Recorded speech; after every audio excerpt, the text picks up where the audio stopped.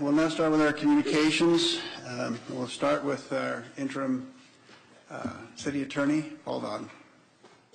Thank you, Mayor. I don't have anything this week.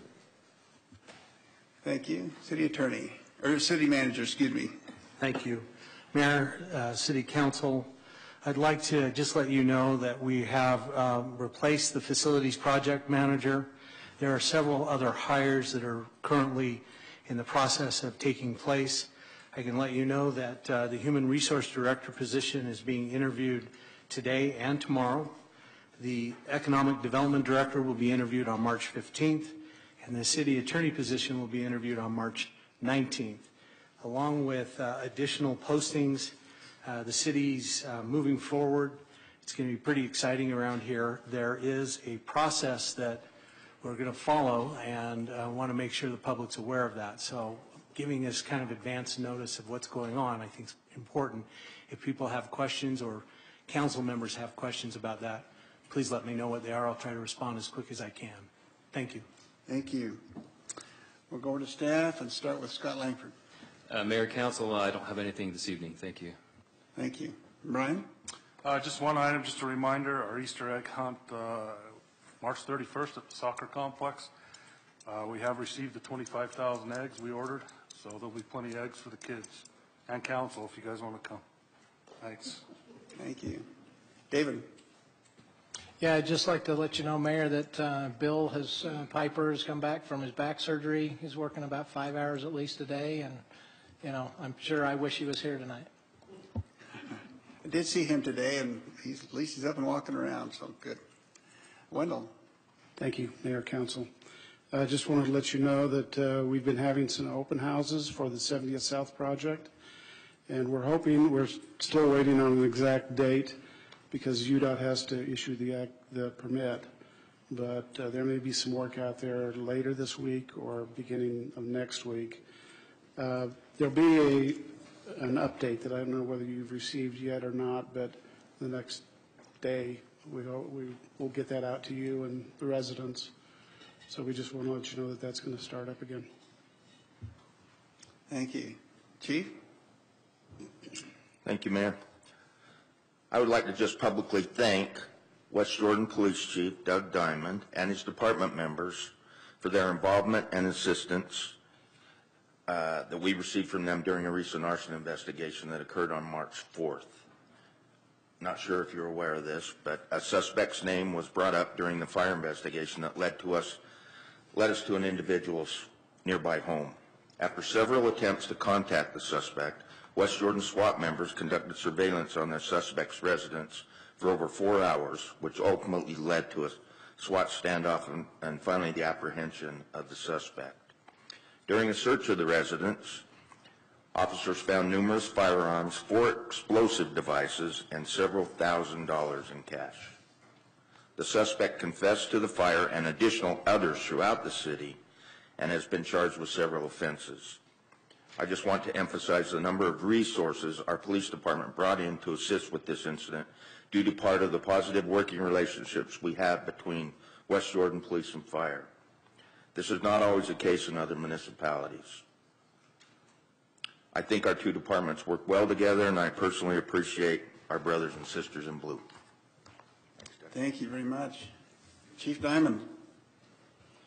Well, thanks, Clint, for those kind words. We're just doing our job out there, but thank you for that. It's been a busy few weeks for the police department. You may or may not know, and you've heard, we've tried to keep as much of it down as we can, but we've had in the past month and a half or so, we've had at least 3 incidents where threats have been made against schools, shooting up schools and things. We've taken all those very seriously. I just want to let you know that we've been able to apprehend the suspects on all of those cases. We take any threat to a school very, very seriously, and we will continue to take them seriously. And to anybody out there that may be listening, don't even joke around about what this is not worth it. You will go to jail. So we thank you for the support that we've had from the community and from the school district and also from the fire department and others in the city to help us with these investigations and stuff. And it's a major It takes a lot of time, it takes a lot of effort, and it brings the community in an upheaval when we just need it to stop. Thank you very much, Mayor. Thank you. So we'll move to council reports. We'll start with Councilmember Anderson. Thank you, Mayor. And I don't really have much to report other than I want to thank our legislative team for the work they did the last 45 days up at the legislature. We'll hear some reports tonight. Very appreciative of that. Very appreciative of our staff, David Brickey, Paul Dodd, and the League in helping to better things in West Jordan this last legislative session. And I think we can say it was successful. And also welcome to all the scouts that are here, and appreciate the assistance with the Pledge of Allegiance tonight. And that's all I have tonight, Mayor. Thank you. Thank you. Councilmember Jacob. Thank you, Mayor. One thing tonight, the park meeting for the Maples neighborhood that I mentioned would be coming in our last meeting has been scheduled for next Thursday, which is the 22nd at Sunset Ridge Middle School. That'll be, we have the cafeteria reserved from 6:30 until 8. So I'll be working with staff to get the materials that we need together for that, but invite anybody from the public, obviously, especially those in the neighborhood who are concerned about the future park property in that neighborhood to come out for that meeting. And that's all I have. Thank you. Thank you. Councilmember Whitelock. I'd like to echo Councilmember Anderson's thanks to our legislators and to staff that spent a lot of hours working on issues at the Capitol. That takes a lot of time. And while we quote 45 days, I can attest to the fact that they spend more than 45 days. And sometimes I agree with their work and sometimes I don't, but I always appreciate the work that they do. I also want to thank Kim Wells, and I think she's right back there, for getting the survey sent out. And I hope that our citizens will either take advantage of the electronic survey or stop by City Hall and get a paper survey and fill it out to help us kind of steer your elected body in the way we should go. Thank you. Thank you. Councilmember Lamb. Thank you, Mayor. Tomorrow morning at 7:30 a.m., the West Jordan Exchange Club will be holding its annual ACE Awards. For those of you who don't know what the Exchange Club is in West Jordan, it's a civic club, and it focuses on service to community, and it also has an emphasis on preventing child abuse, public safety, and patriotism as well. I became a member of the Exchange Club about a year ago. There's others in the city that are also part of the Exchange Club, and it's a great club to get together and focus on our civic duties. The ACE Awards, what we're doing is that we'll be giving 4 scholarships to 4 deserving students here in West Jordan schools. That'll include West Jordan High, Copper Hills High, Itinerus, and also the Valley High School, which has some of our students that attend that as well. The great thing about these awards is they're scholarships that are given to kids that have overcome difficulties in their lives. It's kids that might not have the opportunity to go to college, but this scholarship will help them kind of jumpstart their way so that they can get out of the doldrums of not having the education in their lives. So it's a great experience for these 4 kids that are going to receive the scholarship, and it's also a great experience for our city. And so at this time, I would like to invite all the city council members and the mayor, if you'd like to, tomorrow morning at 7:30 a.m., they're holding that at the Jordan Valley Hospital on the 3rd floor in rooms 1 and 2. So thank you. Thank you. Councilmember Burton. Thank you, Mayor. I'd also like to welcome all the Boy Scouts that are here with us today, and I recognize a couple of you, so thank you for joining us. It's always a pleasure to have you in here earning your citizenship and community merit badge or other personal reasons. So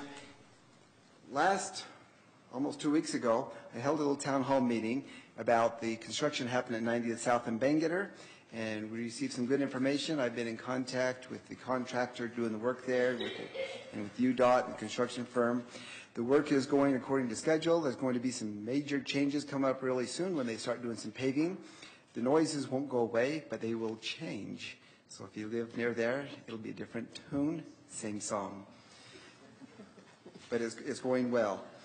Also, I went to a meeting where they introduced or announced to us the Jordan River Commission is going to be holding a celebration on June 2nd. And this celebration is to celebrate that we now have the trail completed along the Jordan River that goes all the way from Utah Lake, actually all the way into Ogden. And to help celebrate that, on June 2nd, they're going to have people on bicycles starting at Utah Lake and others starting at Ogden, and they're going to come and meet together at Salt Lake in the afternoon and have a festival there. More information will be coming. Mark your calendars. That will be an all-day event. It'll be fantastic. Personally, I've actually ridden that trail from Ogden to Salt Lake, but I haven't ridden it down all the way to Provo yet. So I'll try and see if I can get that done before the 2nd so I can let you know how that is. So that'll be fun and exciting. So mark your calendars for that. After you go to the Easter egg hunt, you can do that. Also, this Friday, West Jordan Symphony is going to have a concert at the Viridian, and that will be at 7 o'clock Friday at the Viridian. The admission is free. I invite you to come and listen to our own city symphony, and they have a special guest who will come in, who is playing the flute. Her name is Jeannie, and I'm not going to attempt to her last name, but she is a member of the orchestra at Temple Square. So if you're looking for a fantastic date, that would be a great one for you. Thank you, Mayor. Thank you. Councilmember McConaughey. Thank you, Mayor. The only item I have that hasn't already been mentioned is a quick thank you to staff for hosting the open house for 70 South construction last night. We did a special open house for the neighborhood that's directly impacted between Redwood Road and about 1925 West. We had about 75 people show up, and thank you to staff for making that happen, and thank you, Mayor Rolfe and Councilmember Lamb for being in attendance as well. Mayor Riding, wow. I'm almost awake. Thank you, that's all. Thank you. If it's okay with council, I would like to move up to, let's see, it's business item just 8, not anything else but 8, because we have some of our legislators here with us this evening. And not 8A, just 8. It's just 8. It's if there's any problems with doing that, then because we would like to be able to also have them report to us and then allow council members to discuss or ask questions with them. If we're okay with that, then. But I do know that we have at least 3 of our legislators here, if not 4. So if do you legislators have a choice? If not, I'll ask probably who? Oh. Okay, Cheryl, I know you have another commitment, so I'm glad that you stood up and come forward. So for everybody else in the audience, please introduce yourself too. Okay. I am Cheryl Acton. I'm the newest member of the legislature from West Jordan, and I am replacing Adam Gardner since September when he became the county recorder in August, and then they had a special election. So I served up there this session. So that's what I'm going to report about. Okay.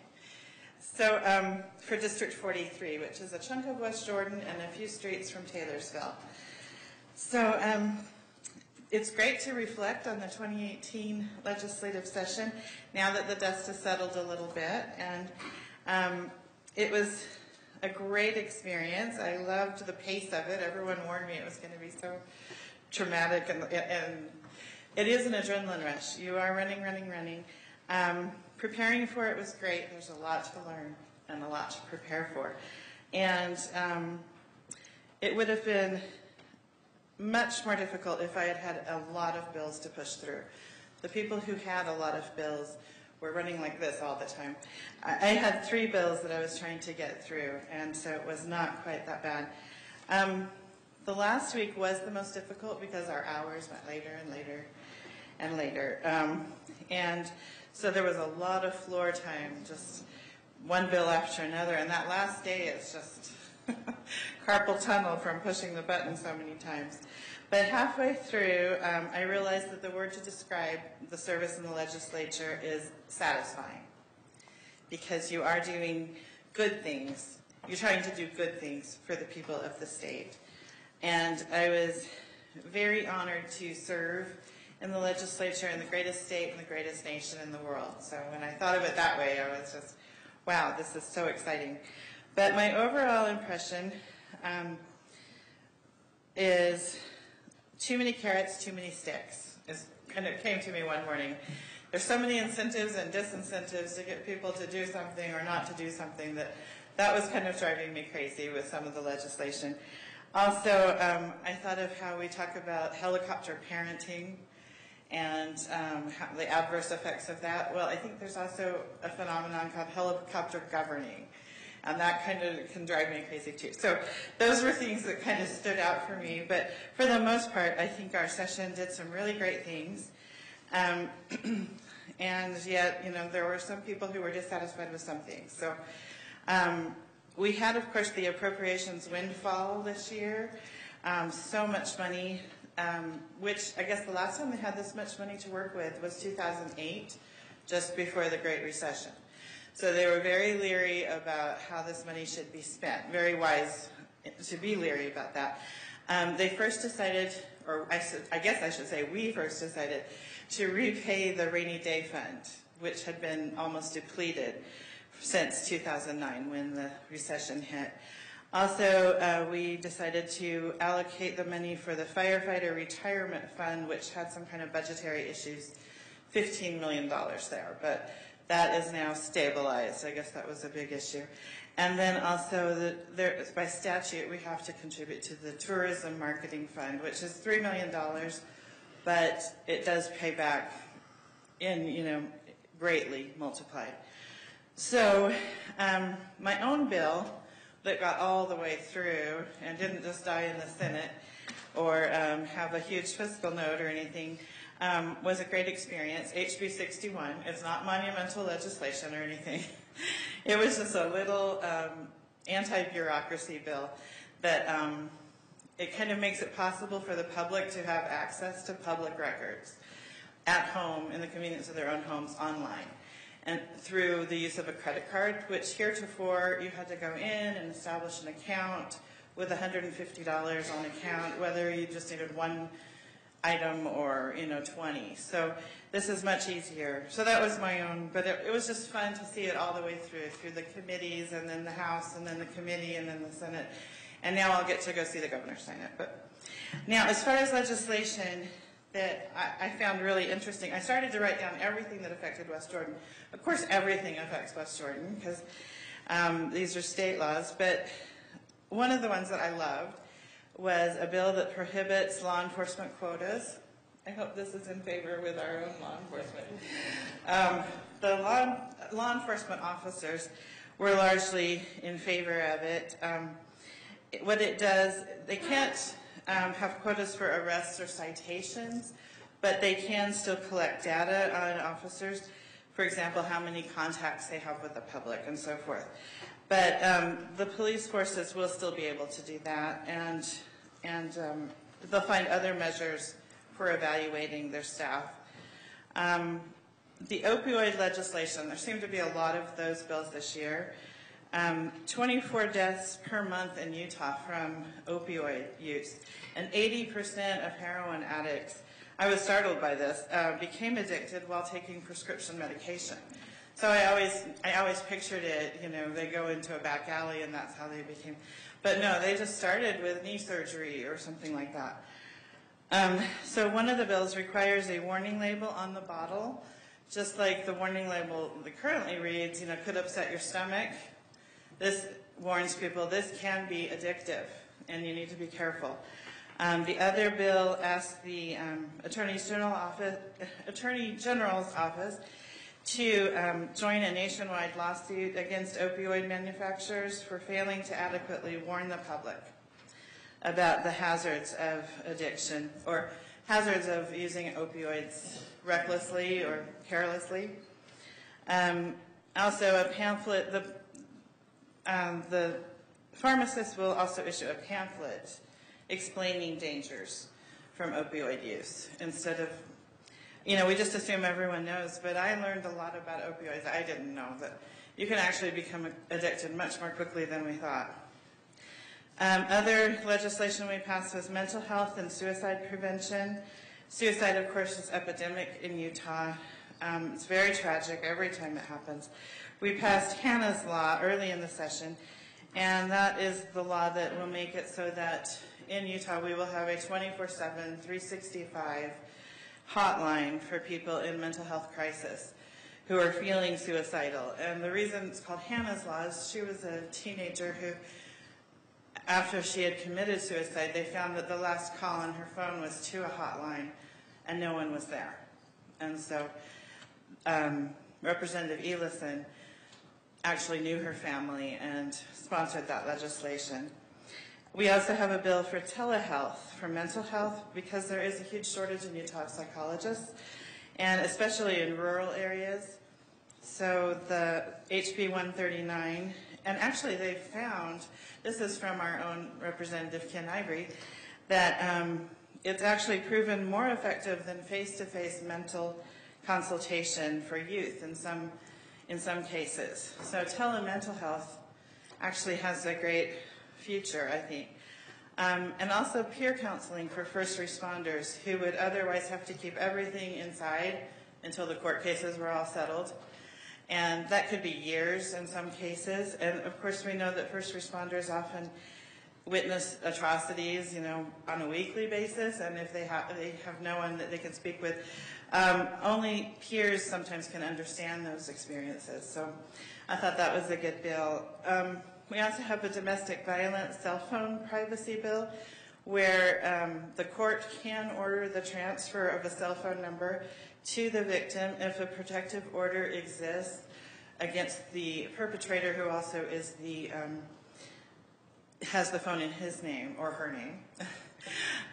So that victim of domestic violence can have their separate account so that they can't be traced or whatever. Ken Ivory, again, sponsored HB 177, which was trauma-informed justice. And currently, a victim sometimes feels like they're just a box of evidence pulled off the shelf when needed for conviction or something. We had a lot of testimony on that. But with this bill, it's a multidisciplinary approach to evaluating the policies, procedures, and practices from a victim's perspective when they're involved with the justice system and trying to seek justice. So I thought that was a really good bill. All of these that I'm mentioning did pass all the way to the governor. So then there's compensation for service in lieu of fines. At first I was against this one, thinking, no, you've got to hit them in the pocketbook or they're not going to appreciate the fine. But too often the fine either goes unpaid entirely or it's paid by grandma or something instead of by the person who committed the infraction or the misdemeanor. And that's the only type of crime that would be covered by this. So in this case, if they don't do the compensatory service that they're supposed to do, it will revert to a fine again. And then I really liked our police service animal amendment. Again, I was against this one to begin with. So I had to hear a lot of testimony about this one. At first, I was against it because I thought it elevated, although I love dogs and have two of my own, it elevated dogs to human level, I thought. But I found that actually by increasing the penalty, currently, if you steal a police dog, the penalty is higher than if you kill it. And so that didn't make sense. So I liked that aspect of the law. But we also heard a lot of testimony from police and citizens whose lives were saved by police animals. And the value of a police animal to the community is just so great that, of course, they should have, in my opinion, a greater penalty. And then I loved legislation called You Lead, which was partially Susan Pulsifer is one of the sponsors on that. And You Lead brings together a database of all the great ideas collected by educators in the state so that they can use each other's ideas. And then we don't have to rely on word of mouth and so forth. And then the fireworks laws changed. I'm sure you know this one already, but they've reduced the number of days. So fireworks can only be discharged from July 2nd to the 5th and the 22nd to the 25th, instead of having like a whole week of fires throughout the community. Hopefully we'll be able to contain that and still celebrate. And finally, probably the thing I was most excited about maybe, the Utah Inland Port legislation, which is SB 234, creates an inland port here in Salt Lake, much like they have in Louisville, Kentucky, where I believe Amazon, I can't think of who's in Louisville. But anyway, it's a foreign trade zone, makes Utah into a foreign trade zone. Since we are the crossroads of the West, we merge air, rail, and highways right there in the northern Salt Lake County area. It's potentially a huge financial boon to Utah, mostly Salt Lake City, West Valley City, and a little bit of Magna, but it will directly affect our entire economy. So West Jordan will benefit again. So those are the things I was most excited about. And we had 17 pages of summary on the legislative session already. So that was just a little thumbnail sketch of it. But thank you. Thank you for letting me speak today. Thanks. Before you step down, are there any questions that council members may have? Councilmember Anderson. I just want to say I love your term, helicopter governing. I think I coined that one. I'm adding that to my lexicon. Yeah. Thank you. I see a lot of evidence of that, so thank you. Thank you, Representative Acton. Thank you. Representative Pulsfer.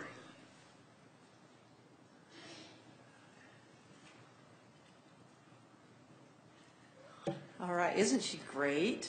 And I'm so glad Representative Acton went first because she gave you all the information and did a great job of it. I just want you to know that I'm glad to be here tonight, and I'm glad the session's over. We did some good things up there, and I'm really happy for that.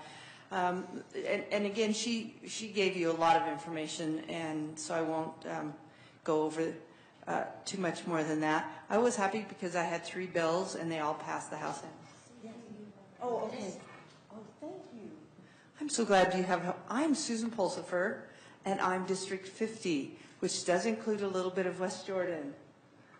So, all right. So anyway, I had 3 bills that passed both the House and the Senate, and so I was very happy to have those happen. One of them was created a fee waiver for individuals who are getting government state assistance on one of 2 programs.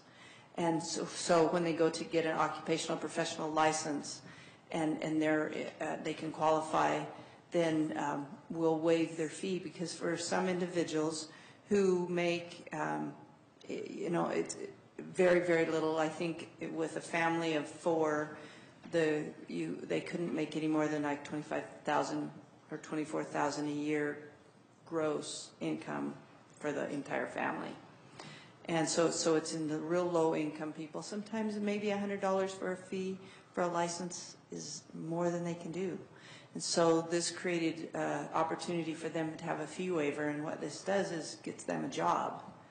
And then they can be off of state assistance, and they can provide for their family. So that one I was really happy about. I think that's a win for the individuals, and it's a win for the state. So happy that one passed. I had a couple of education bills. Of course, you know that's my background. And one of the things I want to do with education, as well as for cities, is to streamline processes and get the state out of what you're trying to do. And so this bill took just one report. Before the session, I asked the business administrator in Georgia District, what can I do for you? And he said, we have this report, one report, that takes a week of my time. And I figure our business administrator is a busy guy, and he's a smart guy, and he's a good guy, and we need him doing lots of things. And if one report they have to give to the state's taking a week of his time, better be a good report. And actually, when you break down that report, the report's for the legislature, and generally doesn't get looked at very often, and is actually redundant. Most of the information contained in that report is also included in other reports. And so I was happy to eliminate that report. And that bill passed the House and the Senate, and I feel like that can streamline processes, make us more efficient, and get money down into the classroom where we want it. So, and the other one that I was really excited about, it was actually a bill that was run by Representative Jefferson Moss, but turns out I had pulled a bill file for the same thing, and then we talked and realized we were doing the same thing, so we combined efforts. So we worked together on it, and as Representative Acton mentioned, that was, the name of it was You Lead, and it, we have amazing things that are happening in our schools, in the schools in West Jordan. For instance, there is the West Jordan feeder system. A couple of years ago, some of the board members that represented West Jordan, we had some really good things happening in our elementary schools using Title I funds and so on. But once they got into middle and high school, all the great things that were happening, these special programs, were dropped. And so these really great board members said, we should do something about this. Because we need to follow through and help these kids, because now then they get behind. And so the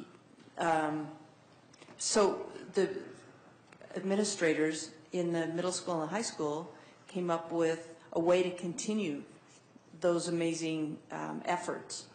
And then they let us know what the bill would be, what the cost would be, and the board appropriated money so they could do that. Well, I think we're maybe just finished the second year, and amazing effects. They've shown academic achievement. These kids are not losing ground. They're doing great. So, excellent thing happening. Other districts need to know about this. Other schools need to know about this. And that's happening all over the state of Utah. So this bill would create this mechanism to share these great ideas that are happening throughout, so that we don't have to recreate it, and really ideas that are homegrown are best, as opposed to ideas that come from the legislature and down to schools. So anyway, that's one other thing. I'm really big on local control and love to help you out with keeping your local control, and I feel like I was able to do that several times in this session. So I think that's all I have for you tonight, but I'd be happy to answer any questions. Any questions? Seeing none, thank you, Representative. Thank you. And thanks, by the way, thank you for keeping contact with me, because things come fast up there. And I really appreciated it when the cities I represent would get a hold of me and say, this bill has this problem and we're really concerned about it, and that helps me a lot, so thank you. Well, as a council, we have decided that over the coming year, we want to have several meetings with our representatives, both Senate and House, throughout the year, so that when the legislature opens up again next year, we are prepared. Good. Thank you. Thank you. Thank you. Are there any others from the House of Representatives here that I don't see before we move to the Senate? And we have Senator Harper here, so Senator, would you come up, please?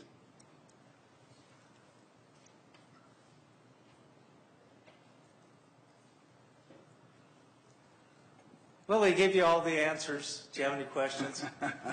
Let me go over a couple of little items. Yep. This is my friend over here. She doesn't know who you are. Okay, yeah, Wayne Harper, State Senator, and I cover West Jordan and Taylorsville. Did you get that, Dirk? Okay, let me go over a few things that we did. This was quite a different session. We did things in this session that we've been talking about for years to do. Okay? We did things like we expanded Medicaid. We increased the number of people who are eligible and can receive it, and we tapped in basically to federal funding to do that on a 90-10 match. It's unprecedented in any other state to do that. So we added a lot of people who were heretofore not covered that are now going to be covered starting July 1. We went through and did some major changes to transportation. We did major tax reform. And we funded education more in this session than has ever been done in any session before. So if you take a look at that, things we've been talking about for literally decades were accomplished in this, and all came together literally in the last 4 to 5 days of the session. So let's talk about a couple of those things. A bill that I ran went through and moved all functions of airports, including inspection, registration, and taxation from the Tax Commission into UDOT into the Department of Aeronautics. What does that mean to West Jordan? It means that we will have people on site inspecting the registration of all the airplanes, collecting the fees, and making sure that everything is allocated properly so the 39 airports in the state of Utah can be managed, operated, and maintained better than what they're doing right now. I did a little bill called Senate Bill 136 that, you know, the only complaint I'm getting on that bill is 2 lines out of over 6,000 lines, okay? And there was a smoke screen thrown up right at the very end by people who didn't want to see the bill pass, saying, if you rename UTA, it's going to cost $50 million. If you look at the 2 lines that are referred to, it says, as situations allow, as revenues permit, and over time, you will change the name of UTA to the Transit Division or Transit Division of Utah, Transit District of Utah. What that really means is if you buy a new bus, you put the new branding on it. When you run out of letterhead, you print the new letterhead with that on. So, I mean, UTA, when I talked about them, says, yes, we're in the process of rebranding because we want everybody to know that there's a line in the sand, there's a stake in the ground, clearly that UTA is not going to be the same organization that it was before, so help us create a new image with that. Senate Bill 136 did 5 things. First of all, it reorganized and reformatted UTA so that there is a 3-member board of trustees that are full-time employees that manage the day-to-day operation of that agency. You have a 9-member, and those people are nominated by the counties, given to the governor for his review, and confirmed by the Senate. You have a 9-member board of Citizen Advisory Board, which are appointed by the cities to go through and take a look and be the boots on the ground and say what's going on in our cities, what needs to happen with transit, what needs to happen with transportation. Take that back to the UTA board for implementation. It operates the same way as a city council and a planning commission does. We've gone through and said because of some of the Department of Justice oversight and other things that are going on within UTA, the 3-member board of trustees will hire and appoint the first tier and the second tier management of UTA, and we will transition over from UTA having an in-house legal counsel to that being done by the AG's office so that we can completely go through and eradicate all the problems that have been there in the past, the lawsuits, the other things that you've seen. So that's number one. The second thing is we reorganized, reformatted the Utah Department of Transportation. We took their organization and divided it into 2 different units. One is operation maintenance, the other is planning, visioning, and coordination with all forms of transit. Third thing we did was go through and gave locals a greater say in what happens with the planning, the programming, and how projects are prioritized by the commission. So you'll see requests coming out now that not just inputting things that may go into the STP or going into the 2040 plan, but every city will be requested to submit their list of priorities, whether it's transit, transportation, active or passive. That'll go into a document that's submitted by each county, and then each MPO that'll go up to the Transportation Commission. So every other year there will be a new document coming out saying these are the needs of everybody from the cities clear on up to the state. And upon that and other tools that will be in there, the Transportation Commission will go through and prioritize projects. Now the Transportation Commission will also fund or will prioritize all the projects that include transit funding, because we're putting in ongoing state revenues into transit that will be prioritized by the Transportation Commission. Same process. We've also authorized that the counties can go through, and if they want, they can do a fifth quarter cent sales tax that will be used for transit, depending on the needs of the counties. That fifth is only available in counties that have transit. So the UTA counties, Logan, Uinta Basin, Washington County, where they have transit. The other things that are in there is we've clarified the prioritization process and the visioning. So that's what's in that bill. The tax reform lowered the state income tax rate from 5% to 4.95%. We went through and created the ability for almost every business in the state, if they so choose, to go through and say, I want to do 3-factor, apportioned, double-weighted sales factor, or single sales factor. There's a lot of businesses that have a lot of employees here that export goods, which is what we want to have happen, that we're not able to use single-weighted sales factor for their corporate tax returns. That's going to make our businesses much more competitive in the global economy. We also did a sales tax exemption for consumable goods that have a value of less than 3 years. All of this will go through and enhance our businesses, especially some of our businesses on the west side, Dannon Yogurt and some people like that, the manufacturer. They will love that because they have consumables. If they go through some of their equipment, they'll now have a sales tax exemption for that.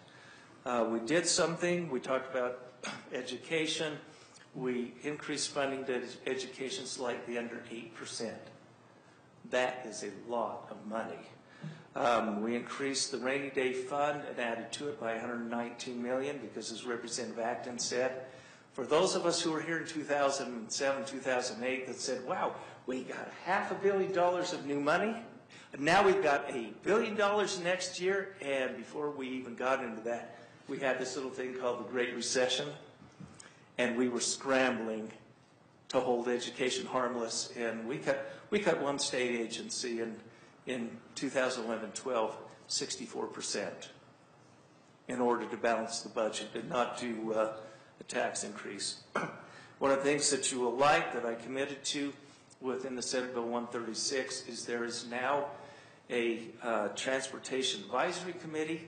So any money that comes out of the quarter-cent sales tax funds, the county quarter of the quarter, will go through that advisory committee. It will go through a public process. That committee is made up of 7 people appointed by the cities, 6 people appointed by the county. So it's going to be a wide open process.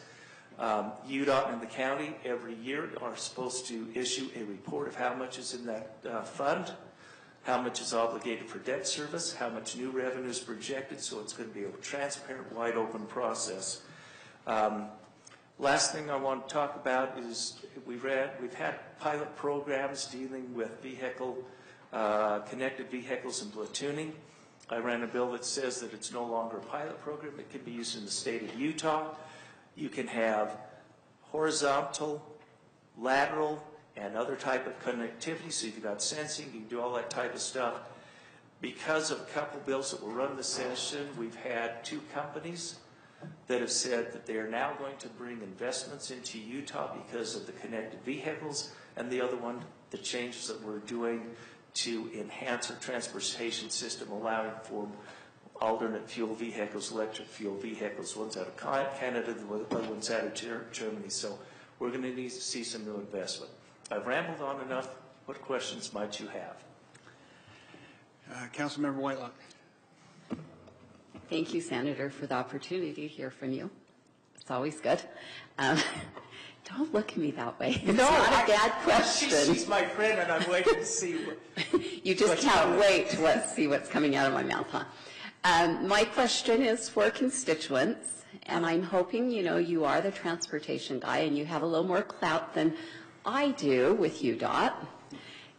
Can't we get that sound wall on Bangerter north of 90th put up correctly? Can't we push that a little forward? I actually met with the Region 2 directors on that yesterday, and I said we're not getting enough response out of the project team. You two need to take a look at it, because it's not just your north side, it's the south side. The south side. It's the south side that I'm worried about. Yeah, well, you've got that little connection on your neighborhood too that needs to be finished. I told him, I said, that sound wall is way too low and you've got to fix it. So they're supposed to get back with me next week on that. Correct. So if I don't see an improvement, when should I call you? Call me middle of next week. I should have an answer on it. Okay, awesome, thank you. See, she did talk to me and let me know what the problem is, as did Councilmember Burton. It looks like no one else has questions for you, Senator, so thank you very much for coming. And we have actually another representative that came in Okay, while you were sounds speaking. good. So thank you. All right, thank you. And Representative Coleman, if you would introduce yourself for us. Representative Kim Coleman. So I'm mostly west side of West Jordan and a little bit of South Jordan, a little bit of Harriman. And it's good to be with you tonight. So a couple years ago, a friend of mine from another city who's been very engaged in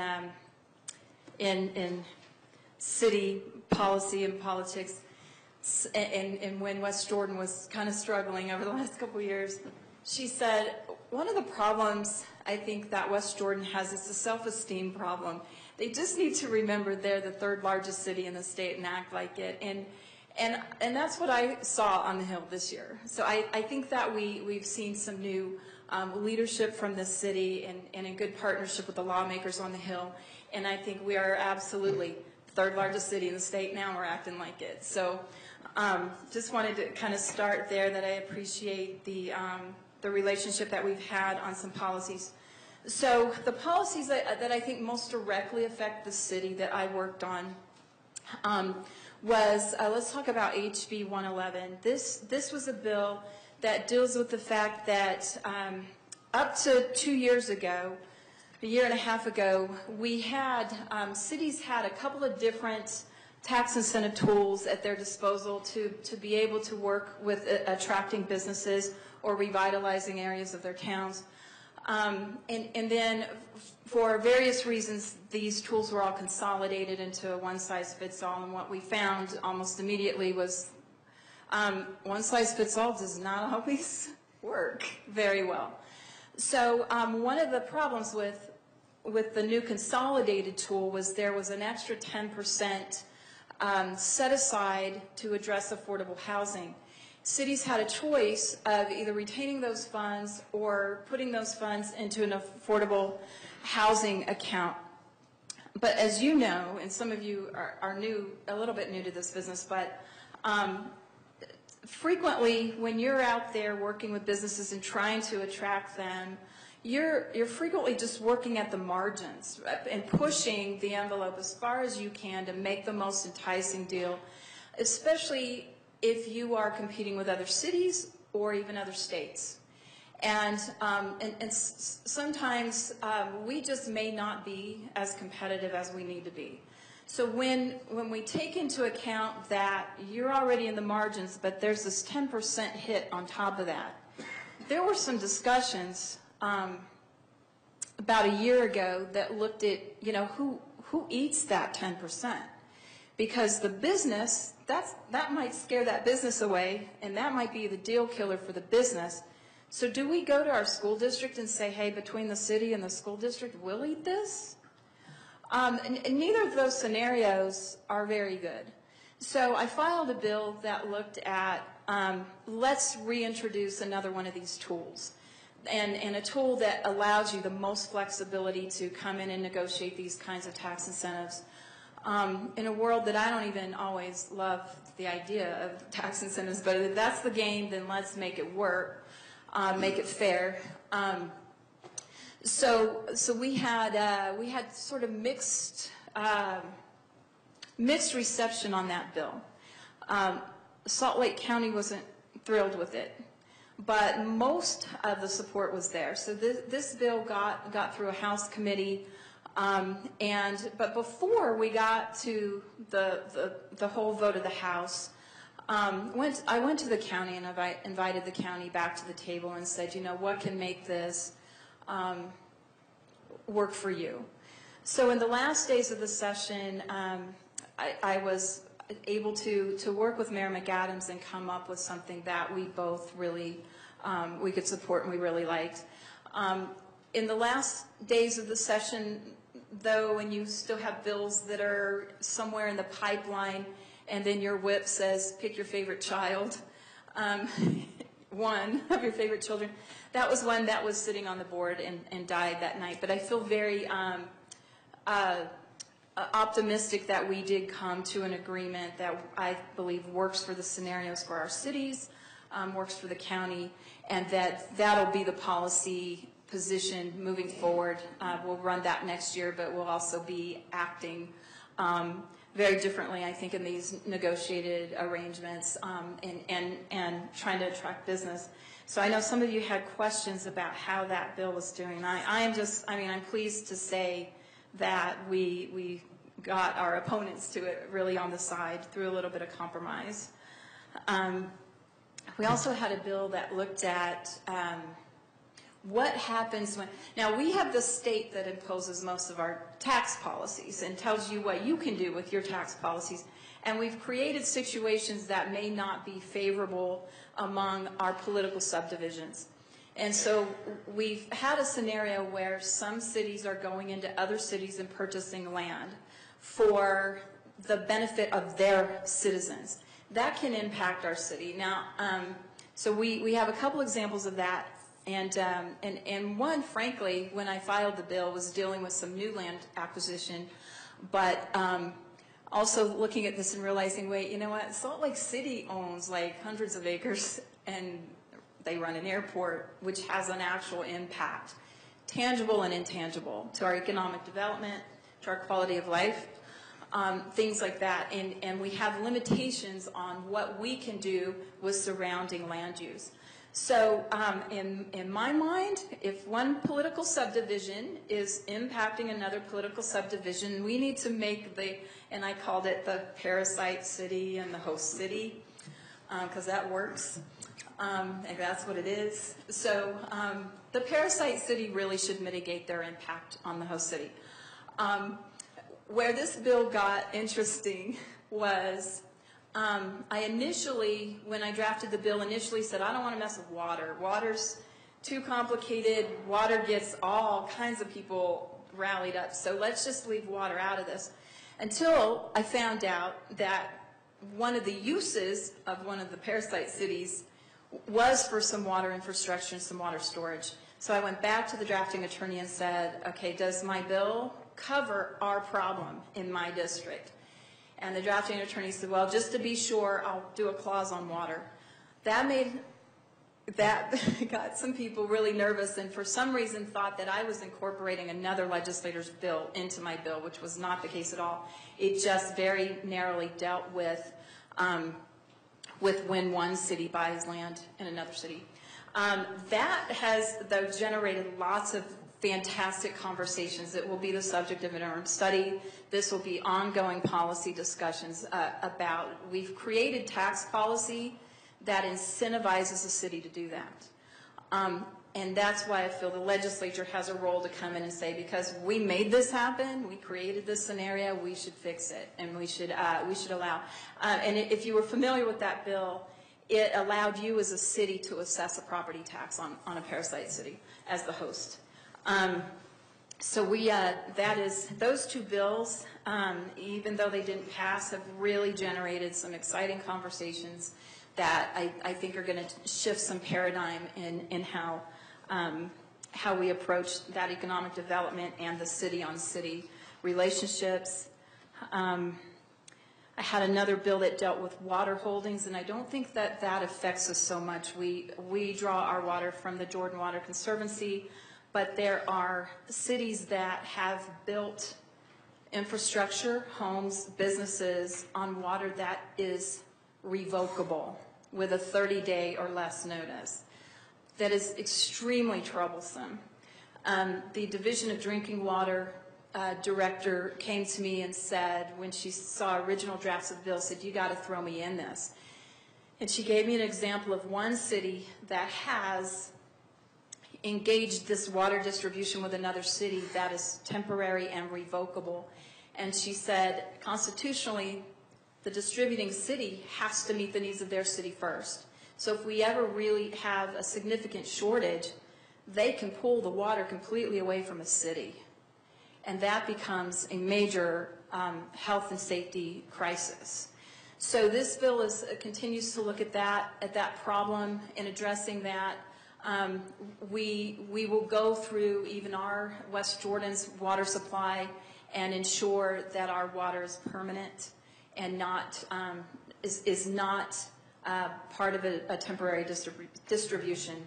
So this is my first year to touch water, and holy cow, I'm just saying. That is a world in and of itself. And then most of the rest of my deals really dealt with, this is a fun one for us. This works for us, as well as the city, is we have a waiver now on legal notices, on certain legal notices, that if you can do a direct notice to a party that the law requires to be notified by you, if you can prove that you can give another direct notice, then you don't have to put this in the paper. Now, for some cities, that can save tens of thousands of dollars. So that's not a ton of money, but it's a couple crossing guards. It's a patrol car. It's an FTE. So, but the time has kind of come where that's not where people are finding their legal notices anymore. So let's not have the redundancy and wasting taxpayer dollars of that. So that does directly affect the city as well. And finally, Tesla. Are any of you in line to buy a Tesla? So we did finally, after 4 years, pass the law that allows direct sales of EV or hydrogen fuel, but alternative, carbon-based alternative fuel-powered vehicles to now sell directly to the consumer. So that's an exciting thing. Tesla's the one that you think of generally, but there are at least a dozen companies out there that are trying to do that too. So that should expand our economic development portfolio on that side, as well as help a little bit on our air quality. So I think those are probably one of the ones that might interest you. Do you have any questions for me? Any questions? Councilmember Anderson. Representative Coleman, I just want to thank you for your very strong efforts on behalf of West Jordan, and appreciate all that you do on the Hill and investing in your time for us. So thank you. Thank you. And I want to say the same thing. Thank you so much. And as I mentioned probably before you came in, we're going to try to sit down with our representatives throughout the senators throughout the year, so that when we start the session in January, we're on the same page. That would be nice. The city was great to work with this year. Councilmember McConaughey. Thank you, Mayor. I just want to publicly say thank you. You've taken on some very difficult, very large problems that face our city. You've done a lot of buggy whip type modernization. There's some very delicate positions that you've had to take as you're fighting for the city. And your efforts certainly don't go unnoticed. We very much appreciate all that you've done, the personal sacrifices that you've put out there. I could go on for a while, but thank you, thank you, thank you. Thank you. We all owe you significantly for what you've done. As can be said of the others as well. Unfortunately, some of them have left, but I know firsthand some of what you've been diving into. So thank you so much for that. Thank you. Again, thank you. Thank you. Okay, we're going to open citizen comments, and there's going to only be one opportunity for citizens to speak this evening. So if you're here to discuss anything else, this would be the time to do it. And as a reminder, you'll have a 3-minute limit, and you'll want to give us your name and contact information. But we'll start with those that have signed up, and the first one is Alexandra Efremo.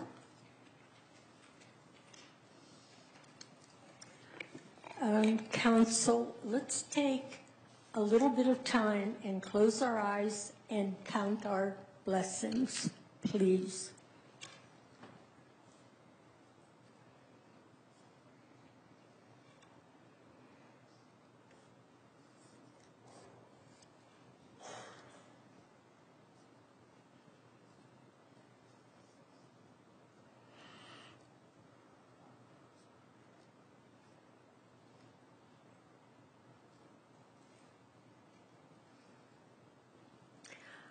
I just want to say one of our great blessings is tonight. I'm changing what I was going to talk about, but I thank you for having the senators and representatives come and speak before the council. However, I want to say, you mentioned, Mayor, that you're going to have it throughout the year. What I'd like to do is some sort of a format. Let's just not limit it to the council. How about the rest of us? I had a lot of questions I wanted to ask. And, you know, and when you tried to call, I had one one member here. She has my phone. I can't call her. Tell me the ethics of Whitelock. Why is she not allowing me to call her? She's an elected official. I'm a citizen of West Jordan. Why am I not allowed to call her? She's blocking my phone. Anyway, getting back to the representatives, senators, have some sort of format. When we're going to come and inviting them throughout the year, that's an excellent idea. But open it up to the public. Invite the public to come also and ask some questions. You know, we're not total dummies, you know. We do vote. We have ideas. But Councilmember Burton, you mentioned something to me about that trail, and you said something which I thought was very notable, that trail from Utah Lake up to Ogden is the longest bike trail in the United States. Is that right? Paved trail, yes. The what? The longest paved trail I in the United think States. that's notable. The longest paved trail in the United States, in Utah. I mean, how about that for clean air? Well, anyway, there were 1,300 bills that were introduced to the legislature this year. They passed 533, which they have a lot of work that they have done. Colorado, we meet 45 days. Colorado meets 120 days.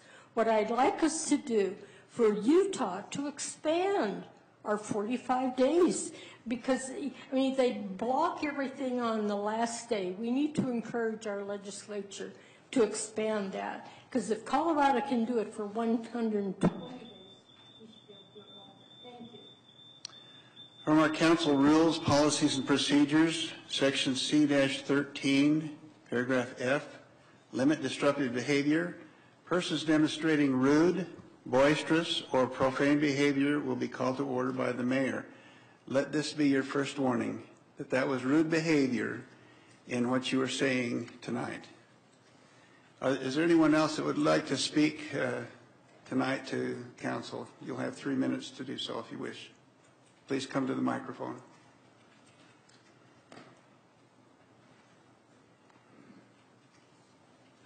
Hi, my name is Ryan Sim. I'm the president of West Jordan Pony Baseball.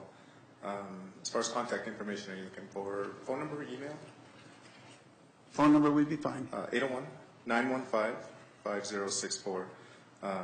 Appreciate you, council members and mayor, for having us and letting us have you consider item 8C, which is on your agenda as a business item. Brian, thank you for keeping us informed of tonight's meeting. Appreciate it. We're here tonight as a league to request service in lieu of fees for Veterans Memorial Park fees that are related to our season. Over the last couple of years, as I'm sure you're all fairly familiar with the fact that the concessions building at Veterans Memorial Park was demolished a couple of years ago. And in that has placed a little bit of a hardship on our league with regards to revenue and registrations for our seasons. And the last couple of years the council and the city manager and parks have been kind enough to waive those fees for us in lieu of the circumstances of having to bring in our own concession building and a decrease in revenue from concessions and also a decrease in registrations from participation. So again, this year we're asking for those fees to be waived, and according to, I guess, some new guidelines this year, or perhaps guidelines that perhaps were overlooked in years past, is a better policy for that is service in lieu of fees. And we're proposing as a league, we've gotten some email ideas and emailed them to both Ashley and to Brian. I can just go over those really quickly, with the league being we're a nonprofit organization as a whole in particular, and all of us that serve on the board and also run the league do it just for our own sake of love of baseball, and do it unpaid. And but as far as the league itself and volunteering, we've been in contact with Comcast Cares and getting registered with Comcast Cares to provide service to West Jordan City through the Comcast Cares program. And also, we also do field cleanup days with the park in of itself in the baseball park, where for 2 days prior to our season opening, we get together and we grade the field and we build the mounds and we weed the weeds off of the fields and those sorts of things. And then also, as far as cleanup for the fields over the night, we generally employ our youth to volunteer time frames in the evening to be able to clean up garbage and weeds and things around the dugouts and the park fields and the grasses. So those are kinds of the things, and like I said, we've outlined those in an email to Brian and to Ashley. If you haven't gotten that already, if you want to contact them, they have that information. But I just wanted to say thank you for your time this evening and your consideration in that matter. Thank you much. Thank you. Is there anyone else that wishes to speak?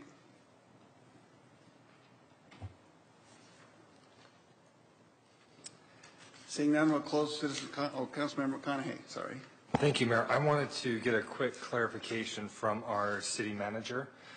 The comment was just made that the prior council had approved a waiver of fees for prior seasons. Can you confirm or refute that statement? I don't recall having ever waived fees for this group previously. That's why I'm asking. I can't do that tonight. I can do some research and verify that. I don't know if Mr. Clegg is in a better position. I can tell you last year when I was here as the city attorney, we did not. But I can check with Mr. Clegg and verify that on years previous to that. The last 2 years, their fees were waived as per the city manager. And quick clarification, that did not come before the city council, correct? Correct. Okay, that's what I thought. So I just wanted a little clarification because the comment was phrased that the council had done that, but I did not recall having done so. So I just wanted that clarification for the record. So my comment was the council has not waived. That's what I meant. We're putting in place a policy, and I might as well share it with the council right now, the public. In amounts less than $250, I feel comfortable waiving. Something greater than $250, I have already instructed the staff that that information should be provided to the council to make a determination of waiver. We will also keep track by our own ordinances an allowance that shows a yearly total, so that as we roll towards the end of the end of the annual budget, I can tell you as a council what I have waived and what you've waived, so that you have a clear indication going forward into the next year what fiscally you're taking on as a waiver issue. So we'll have that coming in June, July. Thank you. Let's see. We'll move to consent items now. Are there any consent items that need to be pulled besides E? I've been asked to pull E as an easy.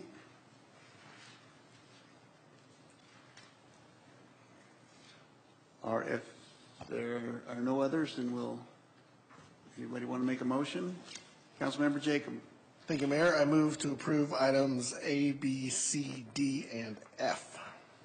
I'll second. So we have a motion and a second, and a discussion to the motion. Seeing none, let's vote. Councilmember Burton? Yes. Mayor Riding? Yes. Councilmember Jacob? Yes. Councilmember McConaughey? Aye. Councilmember Whitelock? Yes. Councilmember Lamb? Yes. Councilmember Anderson? Yes. The vote passes 7 in favor. Thank you. We'll turn the time to Councilmember Whitelock, who asked that 6E be pulled. Thank you. This is, in and of itself, it's not really a big deal. It's a design that's going on for 70th South for the entry to the city. And this is just an additional less than $2,000 to alter that design a little bit. But when I called to ask about this, because that dollar amount isn't much, but the dollar amount for the project is much greater. And I think it's a bigger discussion that we need to have as far as aesthetics for the city. When I met with Mr. Langford, we had that same discussion. I think we need to look at what do we want to do aesthetically for the city, not just one entryway that a prior administration wanted to upgrade. So I would just ask that if I could get another council member to say yes, that we could get a more in-depth discussion on aesthetics in the city. And I feel like we need to brand. Representative Coleman mentioned, we've kind of not had the reputation in the state that we need, and we deserve, quite frankly. So we're working towards that. Part of that, I think, is branding us, and I think that has to do with, if we're going to do this at 70th South, we probably need to have something similar at least 90th and 78th. There may be other entryways. I know that Mr. Murphy's worked with UDOT to get logos on the overpasses that are in our city, but I think it's a larger discussion. So I would like to see it come back on the agenda before we get to the point where they're asking for $1 million for 70th. And maybe that's not what this administration and council wants to spend $1 million on. Maybe there's a better use. I don't know, but I think it's a deeper discussion that we should have.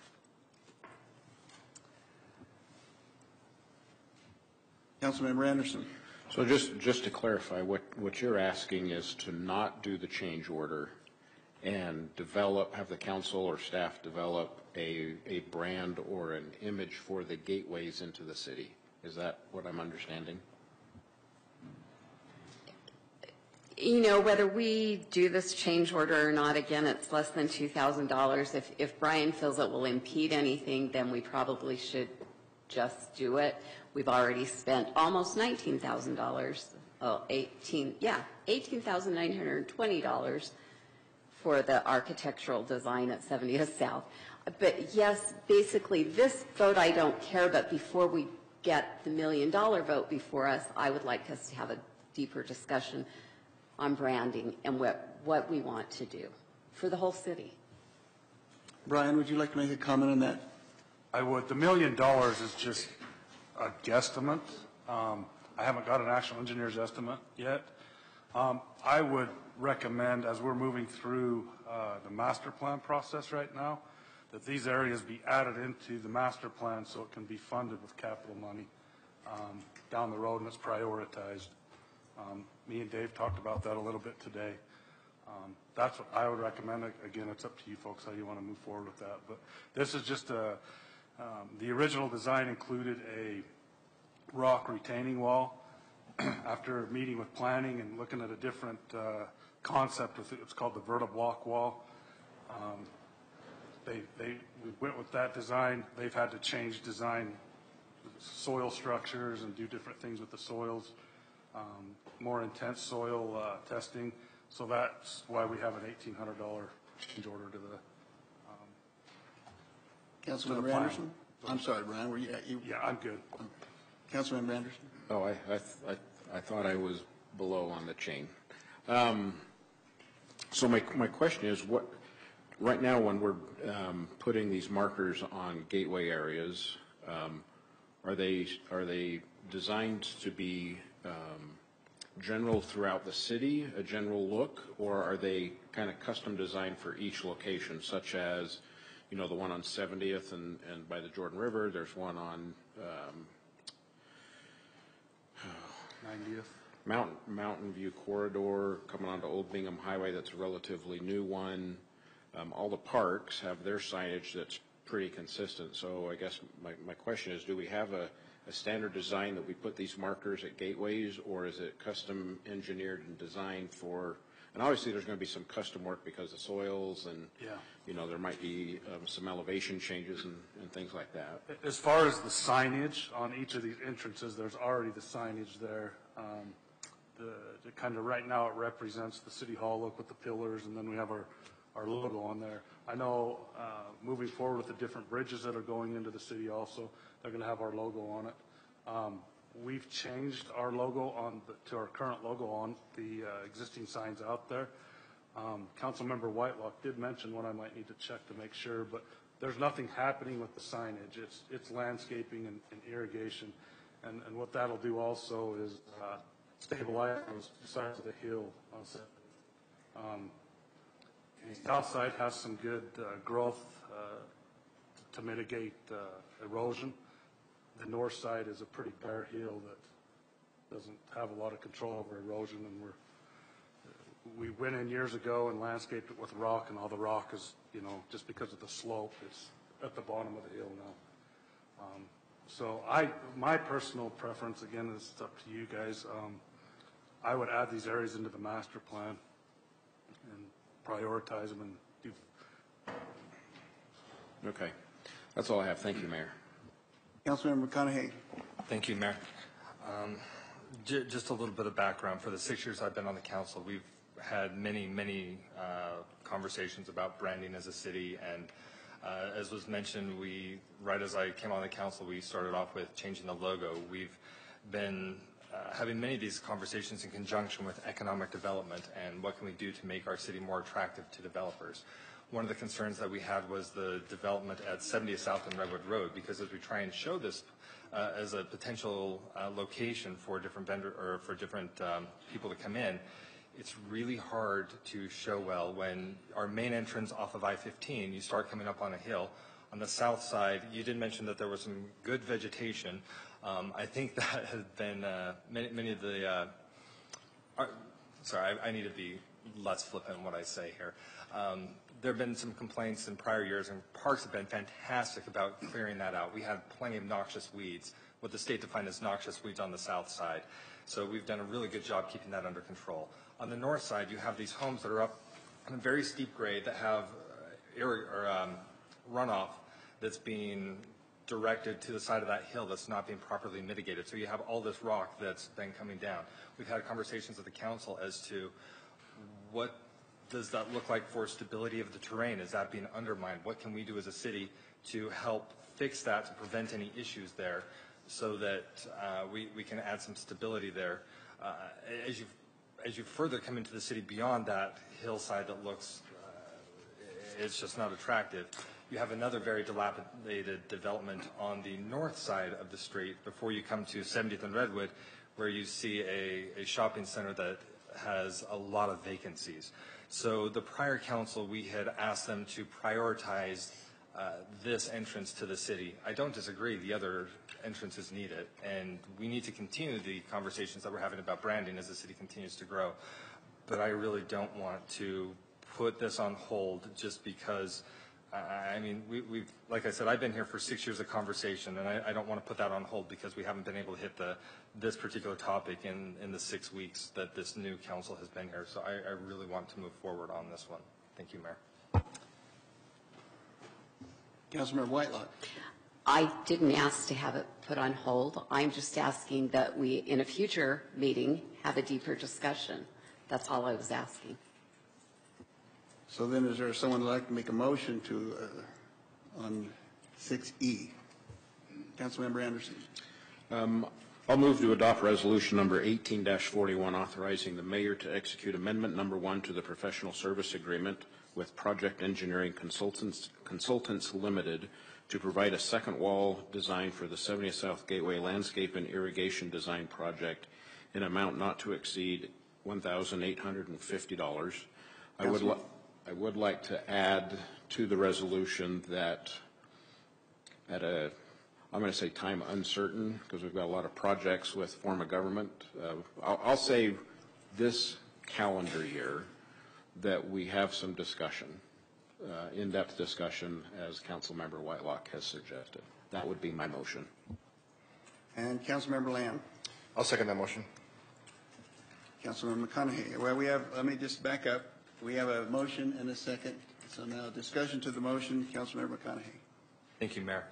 My only recommendation would be to remove the language of the further conversation about this from the motion, because if for some reason it gets pushed off or doesn't happen, I just think it's cleaner to pass this on its own and then give direction separate to staff to say schedule a specific meeting. I'd rather not see direction to schedule a meeting lumped in with this. It just makes for messy legislation. Thank you, Mayor. Councilmember Anderson. Okay, so is that a substitute motion, or you're asking me to modify it?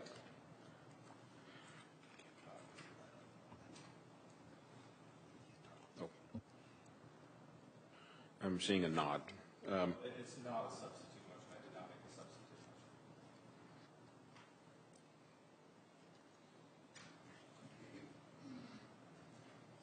motion. Yeah, you can, let's delete that last one, and then after this, would it be appropriate to then discuss with staff to come up with the dialogue? Is that? So the motion would be as it is written on the agenda? That is correct. And the second, would that? I'll still second that. So second. So then we have a corrected motion and a second. Discussion to that motion. Seeing none, let's vote. Councilmember Anderson. Yes. Councilmember Jacob. Yes. Mayor Riding. Yes. Councilmember Lamb. Yes. Councilmember Burton. Yes. Councilmember Whitelock. Yes. Councilmember McConaughey. Aye. The vote passes 7 in favor. We'll now move to business items on the agenda. Business item 8A, discussion and possible action regarding resolution 18-43 regarding bonding for $11 million in coordination with the South Valley Water Reclamation Facility. David Zobel. As you remember, we discussed this a couple of weeks ago, and the council was in favor of moving and allowing South Valley to move ahead and do the bonding for us. Their board had voted to go ahead and move ahead with the nutrient and grit removal projects, and we discussed at that time that you wanted to, talk about some of the parameters of the bond, and so that's what we have here in front of us. We've done some estimates as to what that would be. We're trying to get in front, if you remember, in front of a couple of increases in interest rates that might be coming from the Fed, certainly one later this month, and and make some, if you will, along with them, have a sizing that probably is more attractive. Talking to our financial advisor, there's a break in here at 10 years. It seems to be advantageous to us. This is using the $11 million. As you see in the resolution, there's a $13 million not to exceed number. But using that, we'll save just under $1.3 million over a 15-year note. And so that's what we're recommending. Thank you. Are there any questions from council?